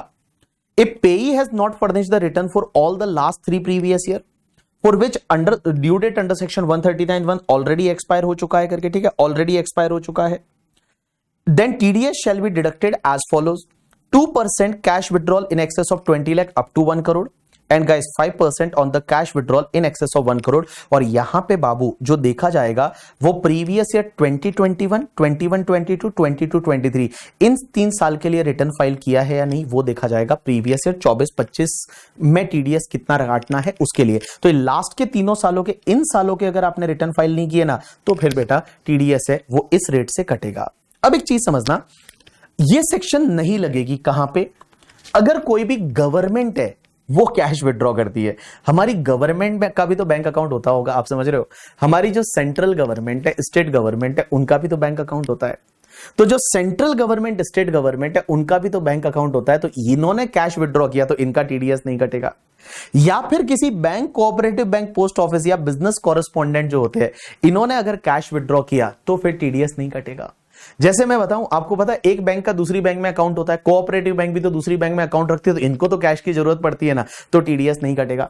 And guys last is, अगर कोई white label ATM operator है, जो white label ATM operator of the bank का मतलब क्या होता है कि एक बात बताओ, एक तो बैंक एटीएम ऑपरेट करती है और एक व्हाइट लेबल एटीएम ऑपरेटर का मतलब ये होता है कि अगर मान लो वो बैंक नहीं है और बेटा वो सिर्फ एटीएम चलाते हैं, एटीएम चलाने का धंधा करते हैं, तो उनपे भी ये सेक्शन नहीं लगेगी, क्योंकि उनको तो कैश की जरूरत होती है ना, इनको तो कैश की जरूरत होती है ना, तो इनको तो कैश की जरूरत होती है, तो उनपे ये सेक्शन नहीं लगेगी।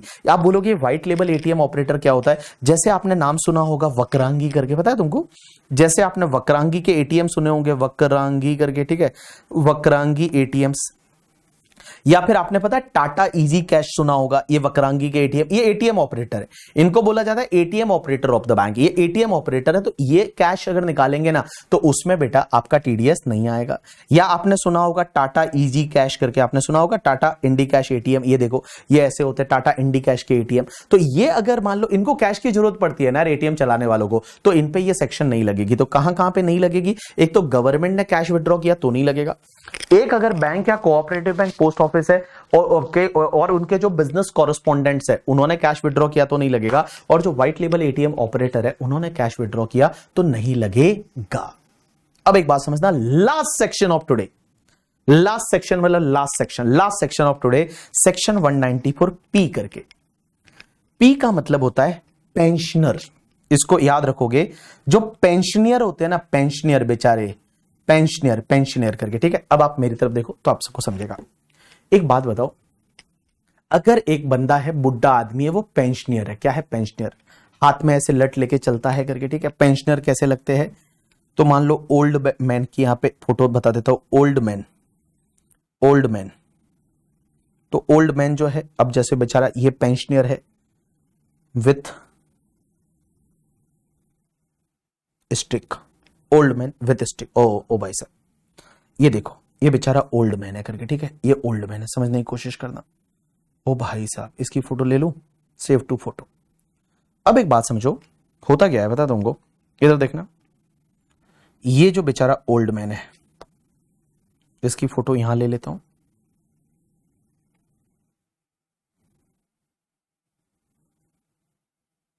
ये बेचारा ओल्ड मैन है, दिख रहा है ओल्ड मैन, बेचारा ओल्ड मैन है, ओल्ड मैन है, कितना बेचारा ओल्ड मैन है। अब एक बात बताओ, ओल्ड मैन लट लेके तुम्हारे, लट जो है लट से मार देगा करके, ठीक है, तुम्हारे को लट से मार देगा, तुम इधर ध्यान दे दो करके, ठीक है, ये अंकल जी लट लेके आ रहे हैं, मार देंगे लट लेके। अब एक बात समझना, तो यहां पे जो ओल्ड मैन है, इनकी जो ये जो है सेक्शन हम पढ़ रहे हैं 194M, सॉरी 194P।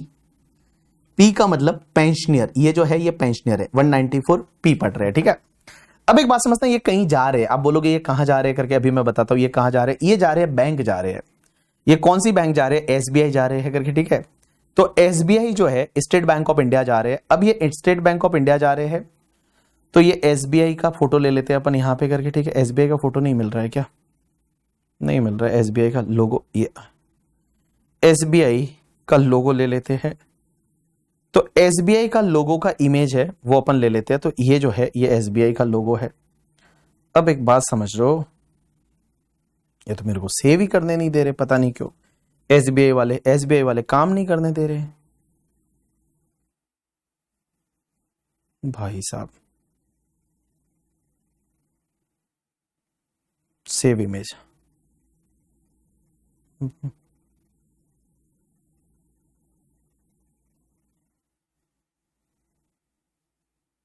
चलो मैं ऐसे ही फोटो ले लेता हूं इसका, ये लोग लेने नहीं दे रहे फोटो, मैं ऐसे ले लेता हूं। ये एसबीआई है। अब आप बोलोगे ये दादाजी कहां जा रहे हैं, अभी मैं बताता हूं दादाजी के बारे में, दादाजी कहां जा रहे हैं, ठीक है। तो ये जो है ये दादाजी यहां जा रहे हैं, बैंक कहां जा रहे हैं, बैंक, कौन सी बैंक जा रहे हैं, एसबीआई, ये एसबीआई जा रहे हैं। दादाजी चलते चलते एसबीआई जा रहे हैं, ठीक है। इधर देखो सब लोग, एक सेक्शन है 194P। पी क्या बोलती है पता है तुमको, कि अगर एक दादाजी है और इनकी जो उम्र है ना, इनकी उम्र 75 ईयर्स या मोर है। एक बात बताओ बाबू, इनकी उम्र कितनी है? 75 ईयर्स और मोर।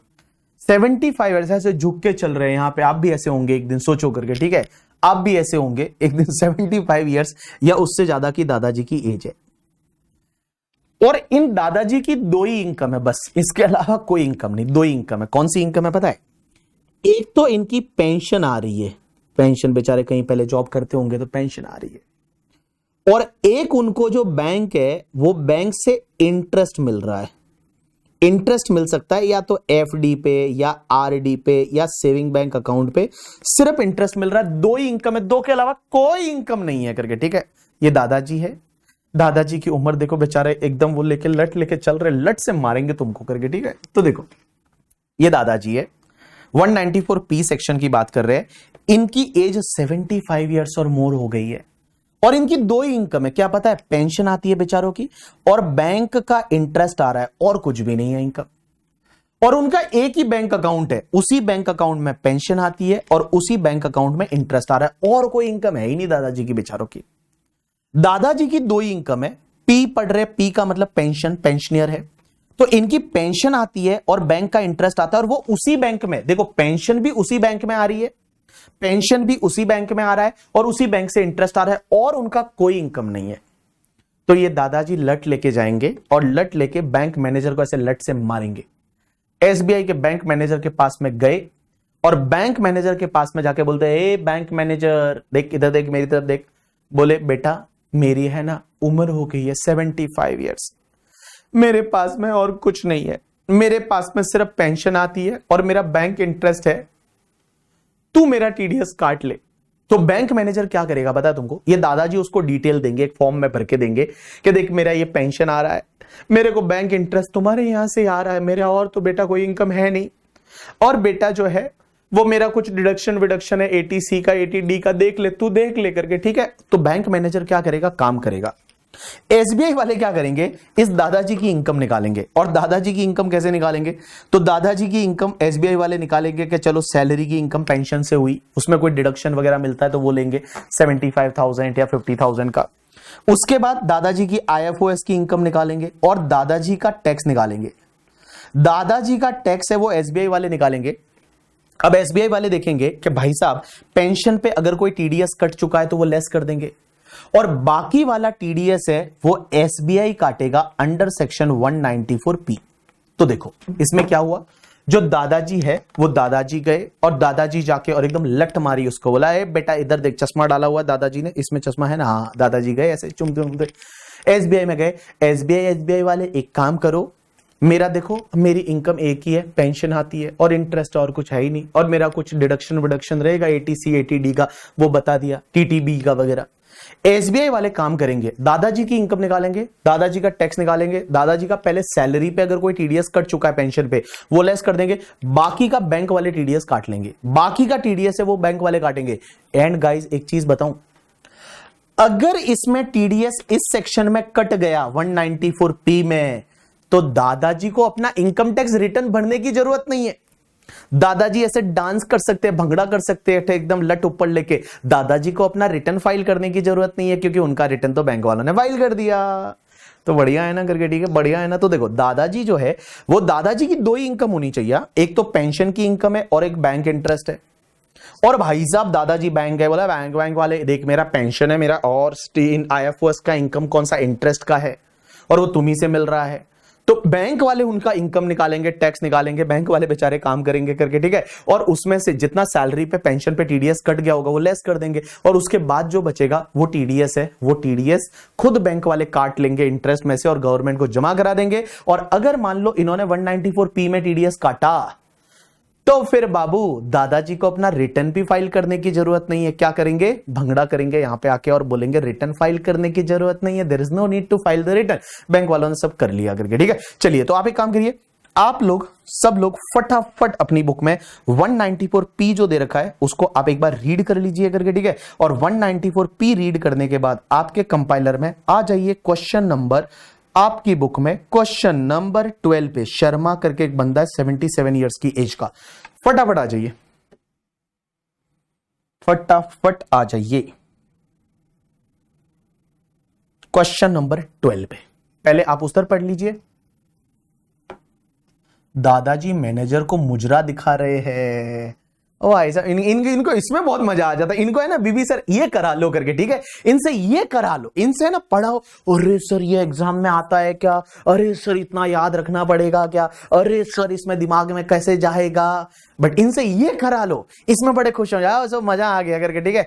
क्वेश्चन पहले पढ़ो और उसके बाद क्वेश्चन नंबर 12 देखो।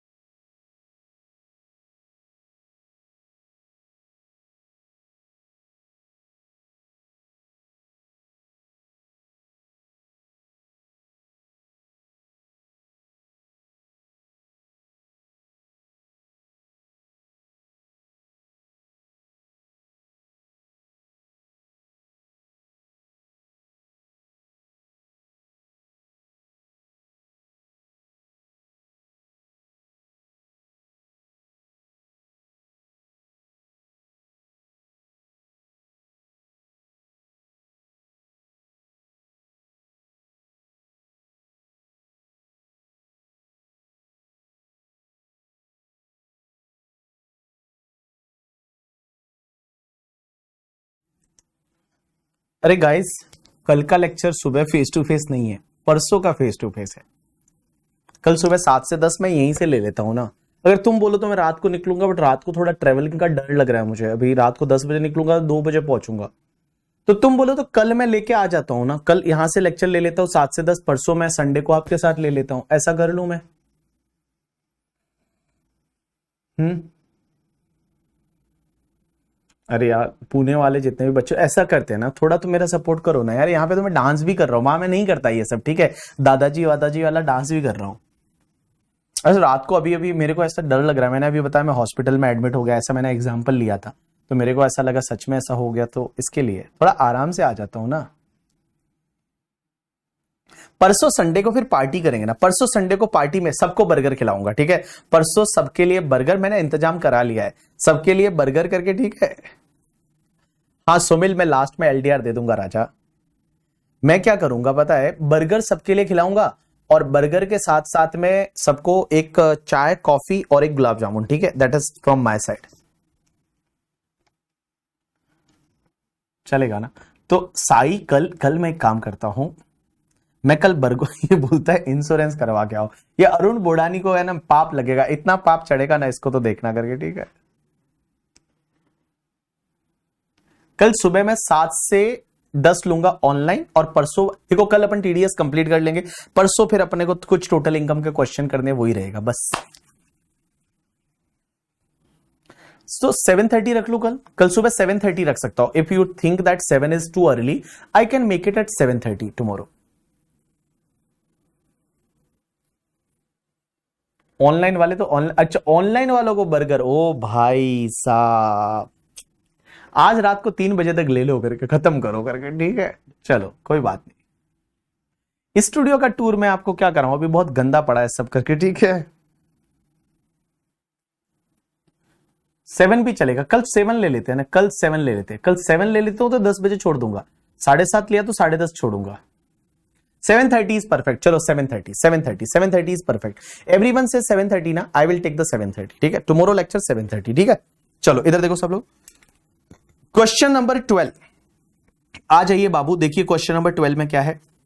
Mister Sharma is a resident Indian, age 77 years का है शर्मा का, gets the pension of 52,000 per month from the UP state government. UP state government से इसको पेंशन मिल रहा है, तो बेचारे को पेंशन मिल रहा है इसको। The same is credited in his saving bank account with the SBI Lucknow branch. Lucknow branch में उसकी पेंशन क्रेडिट होती है। He gets the interest at the rate 8% on the fixed deposit of 20 lakh with the bank, and out of the deposit of 20 lakh 2 lakh represent the 5-year term deposit। अब एक बात बताओ, इसका 20 लाख का FD है, और 20 लाख का एफडी पे बेटा 8% की रेट से इंटरेस्ट मिलेगा, तो 1,60,000 रुपया जो है वो तो इसको इंटरेस्ट ही मिल जाएगा।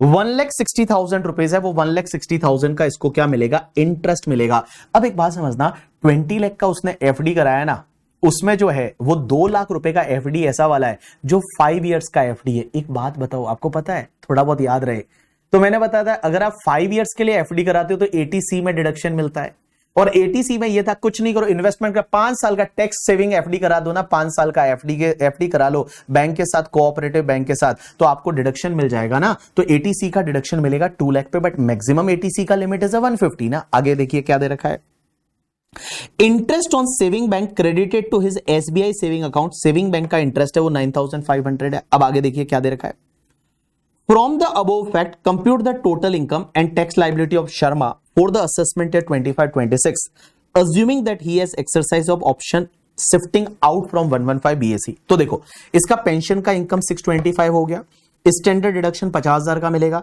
इतना आ गया सैलरी का इनकम, एफडी का इंटरेस्ट इतना है, सेविंग बैंक का इंटरेस्ट इतना है, 743,500 है, ये उसका हो गया आपका ग्रॉस टोटल इनकम। देखो डिडक्शन 2 मिलेंगे, एक तो एटीसी का डिडक्शन मिल जाएगा आपका 1.5 लाख का, और दूसरा आपको डिडक्शन 50,000 का मिलेगा 80 टीटीबी का ना।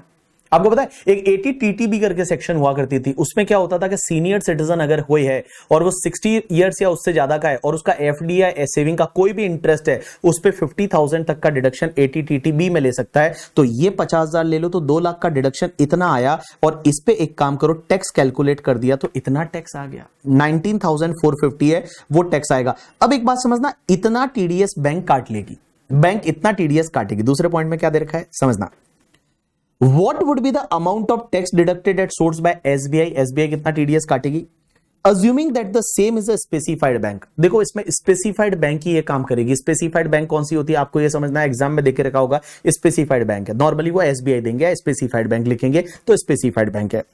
Is Sharma is required to file is return, क्या उसको अपना इनकम टैक्स रिटर्न फाइल करना पड़ेगा अगर उसका टीडीएस कट गया तो मैं आपको बोलूं, देखो पहली चीज तो ये कि अगर शर्मा का टीडीएस यहां पे कट गया और शर्मा का टीडीएस कट गया तो उसको इस सेक्शन में अगर कट गया 194P में, तो बेटा इसको डांस करना है, भंगड़ा करना है, उसका रिटर्न फाइल करने की जरूरत नहीं है। तो देखिए क्या दे रखा है यहां पे, SBI being the specified bank is required to deduct tax at source under section 194P after considering, अगर TDS कोई 192 सैलरी में कटा है पेंशन पे तो उसको लेस कर देंगे, बाकी वाला TDS ये काटेंगे, and remit the same to the central government. In such a case Sharma would not be required to file the return under section 139 में शर्मा को रिटर्न फाइल नहीं करता है।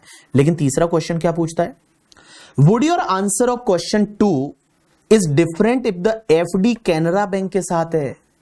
अब एक बात बताओ, एफडी कैनरा बैंक में करा रहे हो और एसबीआई में तुम्हारा पेंशन आ रहा है तो ये सेक्शन ही नहीं लगेगी, क्योंकि आपको पता है ये सेक्शन कब लगेगी, जब आपकी दो ही इनकम है, पेंशन की और इंटरेस्ट की, और वो इंटरेस्ट और पेंशन दोनों एक ही बैंक में आ रहा है। मतलब पेंशन जिस बैंक में आ रहा है ना उसी से इंटरेस्ट मिलेगा तो ही ये सेक्शन लगेगी।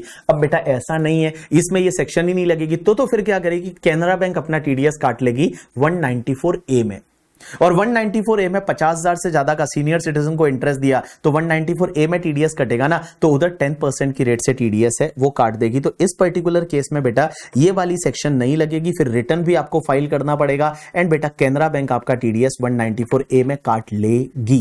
Done, this is the completion of this section.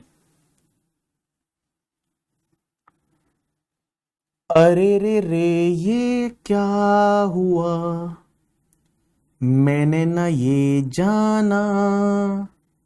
10:15 पे विशाल सर का क्लास है, मैं लेट करवाऊंगा, टेंशन मत लो, मैं उनको बोलूंगा 10 मिनट और लेट करो। कल उनसे क्लास में 10:30 बजे लेने के लिए बोलूंगा, टेंशन मत लो। मैं 7:30 बजे चालू करूंगा और 10:15 बजे छोड़ दूंगा, ठीक है। यहां 3 लाख का बेसिक एग्जामिशन है रे खजूर, टैक्स निकालते टाइम बेसिक एग्जामिशन 3 लाख का है। 3 लाख तक कोई टैक्स नहीं लगेगा, 3 लाख से लेके 5 लाख, 5%, 5 लाख टू 10 लाख, 20%। अरे आंसर गलत नहीं है रे, आंसर गलत नहीं है। मेरा मैसेज देख रहे हो पवन की कक्षा, यस। चलो डन। अब अपन एक काम करते हैं, टेबल बना लेके, अगर तुम बोलो तो टेबल बना लेके जो हमने सेक्शन पढ़ी उसकी सबकी। तो जितनी ये कितने प्यारे अंकल जी लग रहे हैं ना, ऐसा नहीं लग रहा है उनके साथ में एकदम खेलो तुम जाके और तुमको लठ मारे वो। नाइट को 3 बजे तक लेक्चर है अपना, चलो ठीक है। एक काम करो, टेबल बनाए, तुम बोलो तो टेबल बना दे। चलो एक काम करो, लिखो टीडीएस टेबल। तो अपन आपका टीडीएस का टेबल बना रहे हैं, टीडीएस टेबल, टीडीएस का टेबल। सबसे पहले भाई सेक्शन कौन सी है, उसमें नेचर ऑफ पेमेंट क्या था,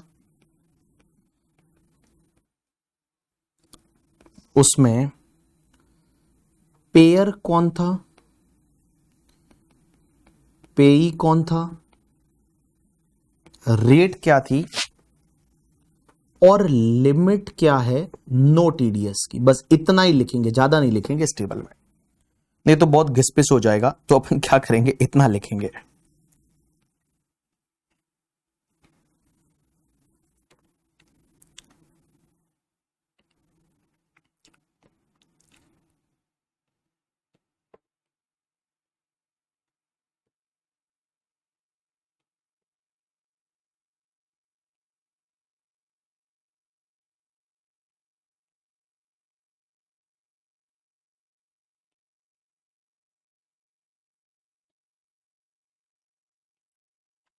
done.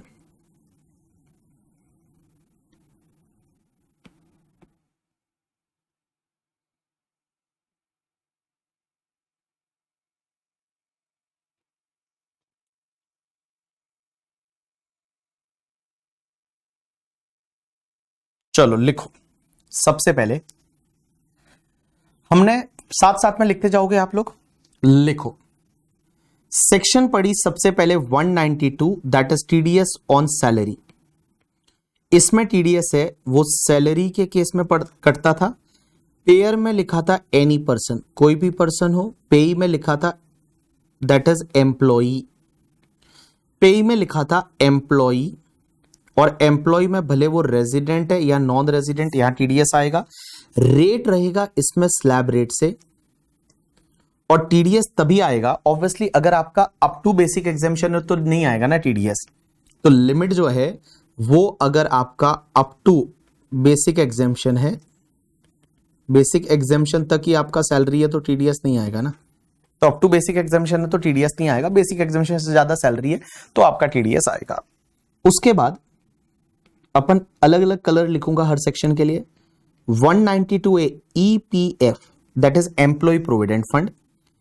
Pair is any person, payee is a employ, यहां रेट रहता है 10%, और no TDS if it is less than 50,000। अगर 50,000 से कम का ईपीएफ का पेमेंट है तो टीडीएस नहीं आएगा। उसके बाद में आपका 193 that is interest on security. Security के केस में भी पेयर एनी पर्सन है, पेई is a resident person, rate रहेगा 10%। और सिक्योरिटी में गाइस इसमें ऐसा लिमिट, कोई ऐसा स्पेसिफिक लिमिट नहीं, अलग अलग स्पेशल केसेस है करके, ठीक है। तो आप लिमिट के केस में ऐसा कुछ मत लिखो, सिर्फ उसमें वो ऐसा है कि इंडिविजुअल को अगर मान लो वो क्या बोलते हैं डिबेंचर पे इंटरेस्ट अप टू 5,000 है तो टीडीएस नहीं आएगा। तो मैं ऐसा लिख लेता हूं इंडिविजुअल या HUF interest on debenture of public company up to 5,000 तो टीडीएस नहीं आएगा। उसके बाद लिखो 194 दैट इज डिविडेंड। पेयर है वो डोमेस्टिक कंपनी है, पेयर डोमेस्टिक कंपनी है। पेई है वो रेजिडेंट पर्सन है, रेट इसमें भी 10% है, और up to 5,000 per annum to individual. अगर मान लो इंडिविजुअल को आपने डिविडेंड दिया और वो अप टू 5,000 है अदर देन कैश तो टीडीएस नहीं आएगा, अदर देन कैश तो आपको टीडीएस नहीं आएगा। उसके बाद 194A that is interest other than security. Pair में लिखा हुआ है एनी पर्सन, बट गाइज इसमें एक बात बताऊं, हाईजेकर के लिए क्या ऐसा लिखोगे अदर देन इंडिविजुअल HUF ऐसा लिख लूं, other than individual HUF, but वैसा लिखना पड़ेगा ना फिर individual HUF more than like, या फिर मैं ऐसा लिख लूं एक्सेप्ट बीबी सर की वाइफ, ऐसा लिख लूं तो ज्यादा बेटर रहेगा। तो एक्सेप्ट बीबी सर वाइफ, मेरी वाइफ कोई बिजनेस वगैरह नहीं करती, ध्यान रखना, ठीक है। तो एक्सेप्ट बीबी सर की वाइफ हाईजेकर। हाँ, पेई में कौन है रेजिडेंट पर्सन,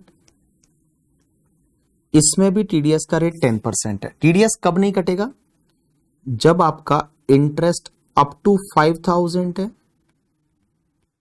या फिर अगर बैंक देती है, कोऑपरेटिव बैंक देती है या पोस्ट ऑफिस देता है, तो बेटा इसमें लिमिट होती है अप टू 40,000। सीनियर सिटीजन के केस में 50,000, ठीक है। उसके बाद 194B बड़े लोग, बड़े लोग आप साथ साथ में लिखते जाना मैंने क्या क्या बोला है। बड़े लोग 194B और बड़े लोग, बड़े लोग किस में पैसा लगाते हैं, winning from lottery etcetera etcetera. Pair any person, पेई एनी पर्सन, रेट रहेगा 30%, और अगर अप टू 10,000 तक है विनिंग तो देयर इज नो टीडीएस। उसके बाद 194 बीबी पहले पढ़ लेते हैं, that is winning from horse races,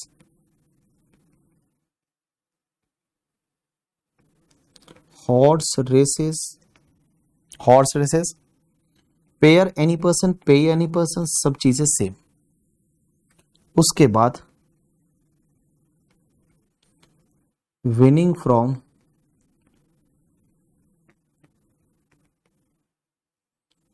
online games, तो ऑनलाइन गेम्स में payer any person, pay any person, ये यहां पे सेम है, बट यहां पे नो लिमिट, यहां पे ऐसा कोई लिमिट नहीं है भाई, आपको काटना ही पड़ेगा टीडीएस, कितना भी विनिंग हो ऑनलाइन गेम्स का। उसके बाद 194 सी फॉर कॉन्ट्रैक्ट, और कॉन्ट्रैक्ट के केस में पेयर में any person, but BB sir की वाइफ को छोड़ के, तो यहां पे एक्सेप्ट बीबी सर वाइफ, पे में रेजिडेंट पर्सन, रेट रहेगा अगर पेई है वो अगर इंडिविजुअल एचयूएफ है तो 1%, अदर है तो 2%। इंडिविजुअल एचयूएफ है तो 1%, अदर है तो 2%। लिमिट क्या है भाई? Up to single contract up to 30,000 तो टीडीएस नहीं काटना, और एग्रीगेट अप टू 1 लाख तो टीडीएस नहीं काटना। अगर सिंगल कॉन्ट्रैक्ट आपका 30 से ज्यादा है या एग्रीगेट आपका 1 लाख से ज्यादा है तो टीडीएस काटना है। वो 100 रुपए वाला एक छोटा सा था, बट वो ऑप्शनल था कि भाई अगर चाहे तो वो नहीं काटे 100 रुपए की विनिंग वाला। सिंगल कॉन्ट्रैक्ट अप टू 30,000 है तो टीडीएस नहीं काटना, एग्रीगेट 1 लाख तक है तो टीडीएस नहीं काटना। ठीक है, अब एक बात समझना, 194 सी के बाद अपन एक काम करते हैं, कमीशन वाली तीनों सेक्शन साथ साथ में ले लेता हूं। 194 डी दलाल, insurance agent commission. 194 G lottery agent commission. 194 H other commission and brokerage. अब एक बात समझना, यहां पे insurance agent commission payer any person, यहां पे भी एनी पर्सन, यहां पे भी एनी पर्सन, बट यहां पे एक एक्सेप्ट बीबी सर की वाइफ आएगा लास्ट वाले में, क्योंकि हाईजैकर है ना, तो एक्सेप्ट बीबी सर की वाइफ लास्ट वाले में।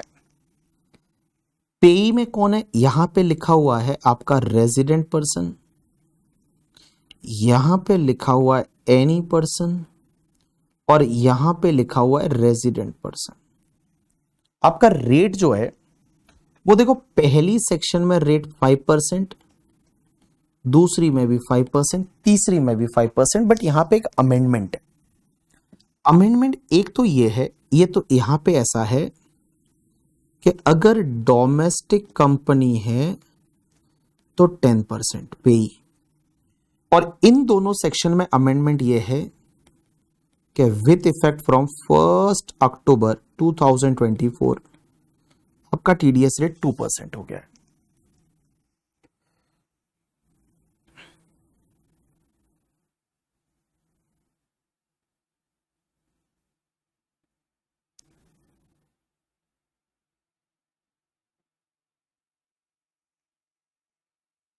हाँ जी, विथ इफेक्ट फ्रॉम 1 अक्टूबर 2024 2% हो गया है। एंड गाइस, लिमिट तीनों में अप टू 15,000 है, मीन्स 15,000 पर एनम तक है तो आपका टीडीएस नहीं आएगा। तो A B C D E F G H, A B C D. अब डीए करके एक सेक्शन है, that is life insurance policy maturity. अब उसमें पेयर में एनी पर्सन है, पेई में रेजिडेंट पर्सन है। रेट पहले 5% थी बाबू, ये 5% वाली जितनी भी रेट है ना वो अब 2% हो गई है। 2% 1 अक्टूबर 2024 से। और अगर लेस देन 1 लाख है ना तो टीडीएस नहीं आएगा। लेस देन 1 लाख है तो टीडीएस नहीं आएगा। लेस देन 1 लाख है तो टीडीएस नहीं आएगा। 194 डीए के बाद A B C D E F G हो गया, एच हो गया, आई। तो 194 I that is rent. Payer any person, resident person, लेकिन इसमें भी बीबी सर की वाइफ को छोड़ के। तो बीबी सर की वाइफ को यहां छोड़ दीजिए। रेट क्या रहेगा? प्लांट एंड मशीनरी का रेंट है तो 2%, अदर असेट का रेंट है तो 10%। और रेंट अगर अप टू 2,40,000 पर एनम है तब तक टीडीएस नहीं आएगा। अप टू 2,40,000 तक टीडीएस नहीं आएगा। चलिए मैं इसको थोड़ा बढ़ा देता हूं।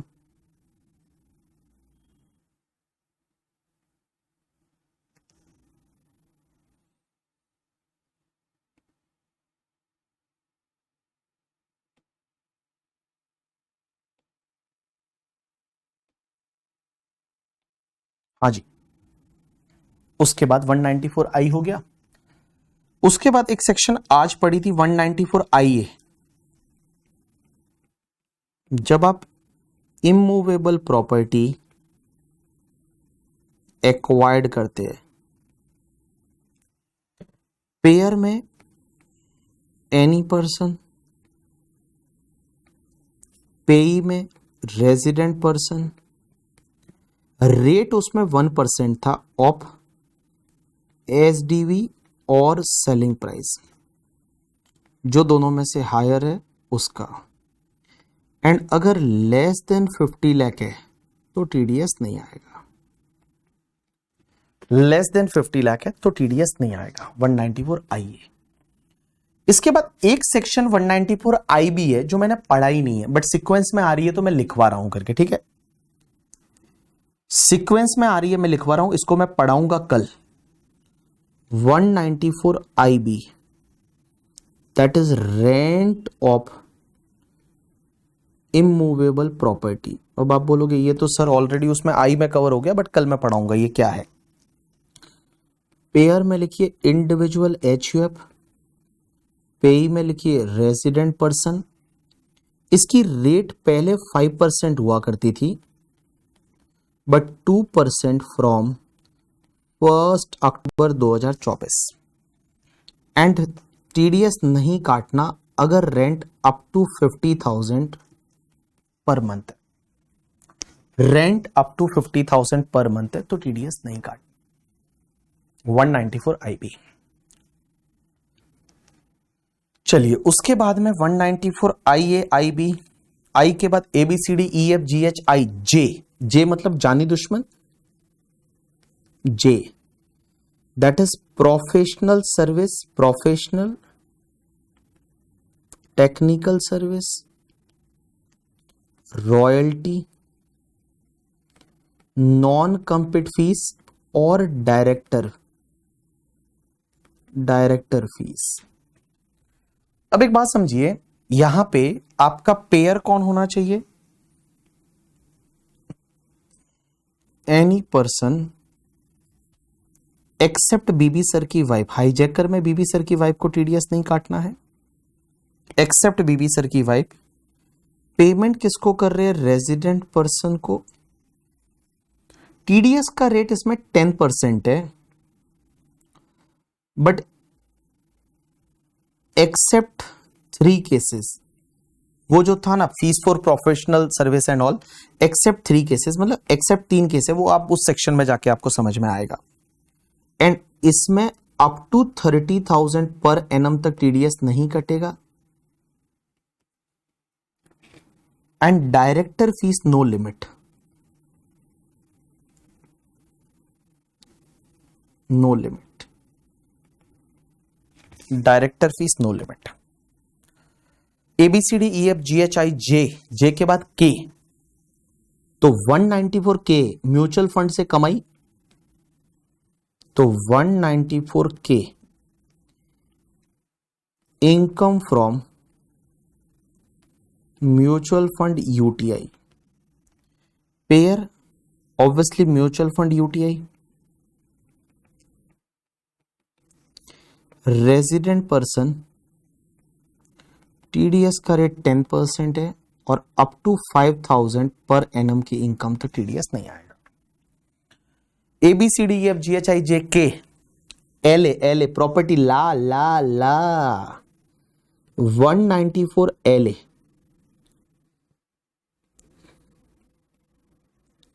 Compulsory acquisition of immovable property. आपका पेयर में कौन है? Any person. पेई में कौन है? Resident person. TDS का रेट 10% है और अप टू 2,50,000 पर एनम का कंपनसेशन है, तो TDS नहीं कटेगा। अब एक चीज समझना, ABCDEFGHIJKL M मतलब 194 M मिक्स वाली section, that is contract, professional fees, commission and brokerage। Pair यहां सिर्फ इंडिविजुअल HUF है,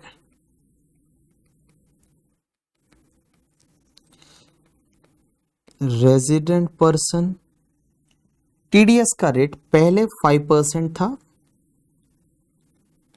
विथ इफेक्ट फ्रॉम 1 अक्टूबर 2024 2% हो गया है और इसमें अप टू 50 लाख रुपीस तक है, तो TDS नहीं आएगा। अप टू 50 लाख रुपीस तक है तो आपका TDS नहीं आएगा, ठीक है। M के बाद आपका 194N, जिसमें कैश विड्रॉल वाला था फ्रॉम बैंक, कोऑपरेटिव बैंक या पोस्ट ऑफिस। पेयर में ऑब्वियसली आपका बैंक एटसेट्रा एटसेट्रा ये लोग आएंगे। पेई में एनी पर्सन। रेट में मैं सिर्फ एक ही रेट लिखवा रहा हूं, 2% इन एक्सेस ऑफ ₹1 करोड़ और limit is up to 1 crore तक TDS ऑब्वियसली नहीं आएगा। फिर वो 20 लाख वाला एक एक्सेप्शनल केस है, वो तो है ही है। अब एक बात बताओ, last section 194P, that is आपका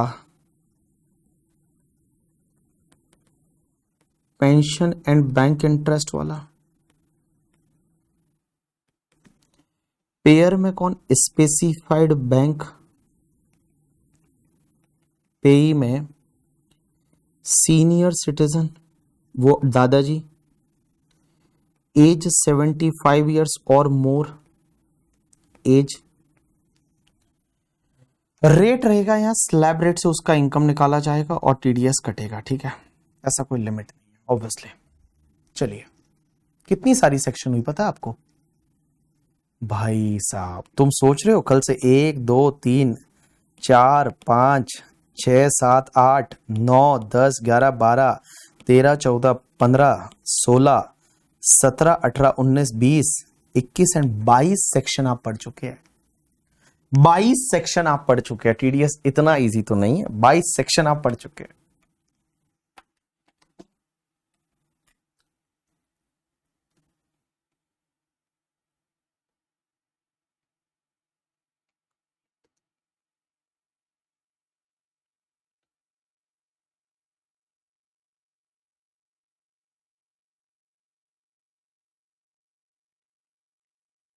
चलो डन। ओम भूतड़ा, हम कोई ऐसा एक्स्ट्रा क्लास नहीं ले रहे आज तक। DT में तो एक्स्ट्रा क्लास हमने लिया भी नहीं है करके, ठीक है।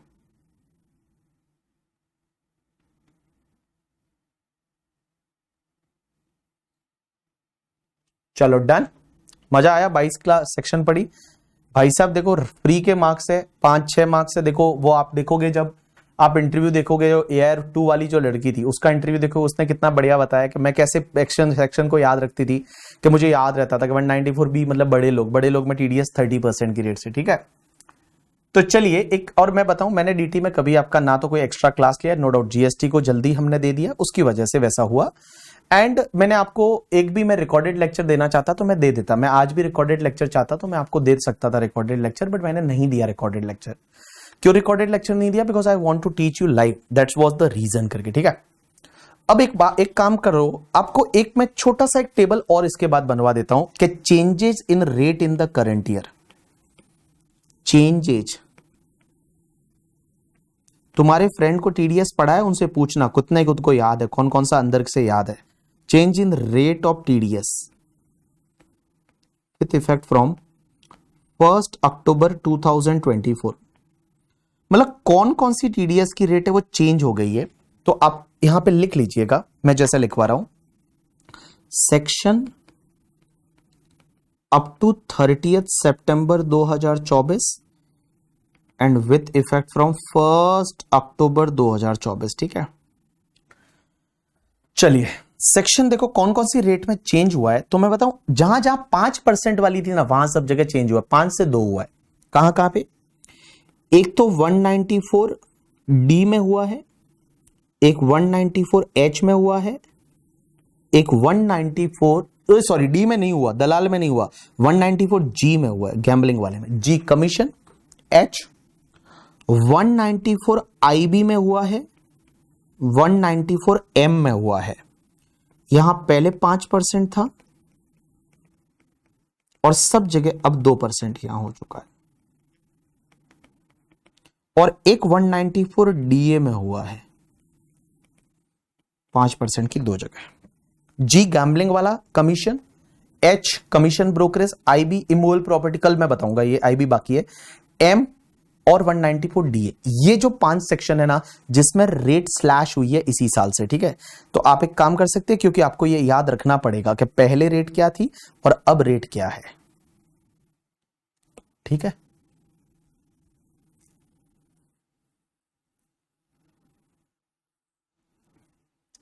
चलिए डन।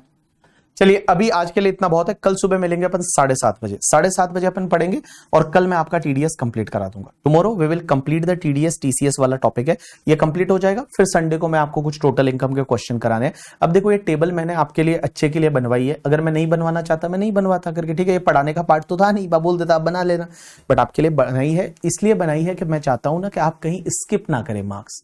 एग्जाम में छोटे छोटे क्वेश्चन आते हैं, बड़े प्यारे प्यारे क्वेश्चन आते हैं, 4-4 मार्क 8-8 मार्क के क्वेश्चन आते हैं।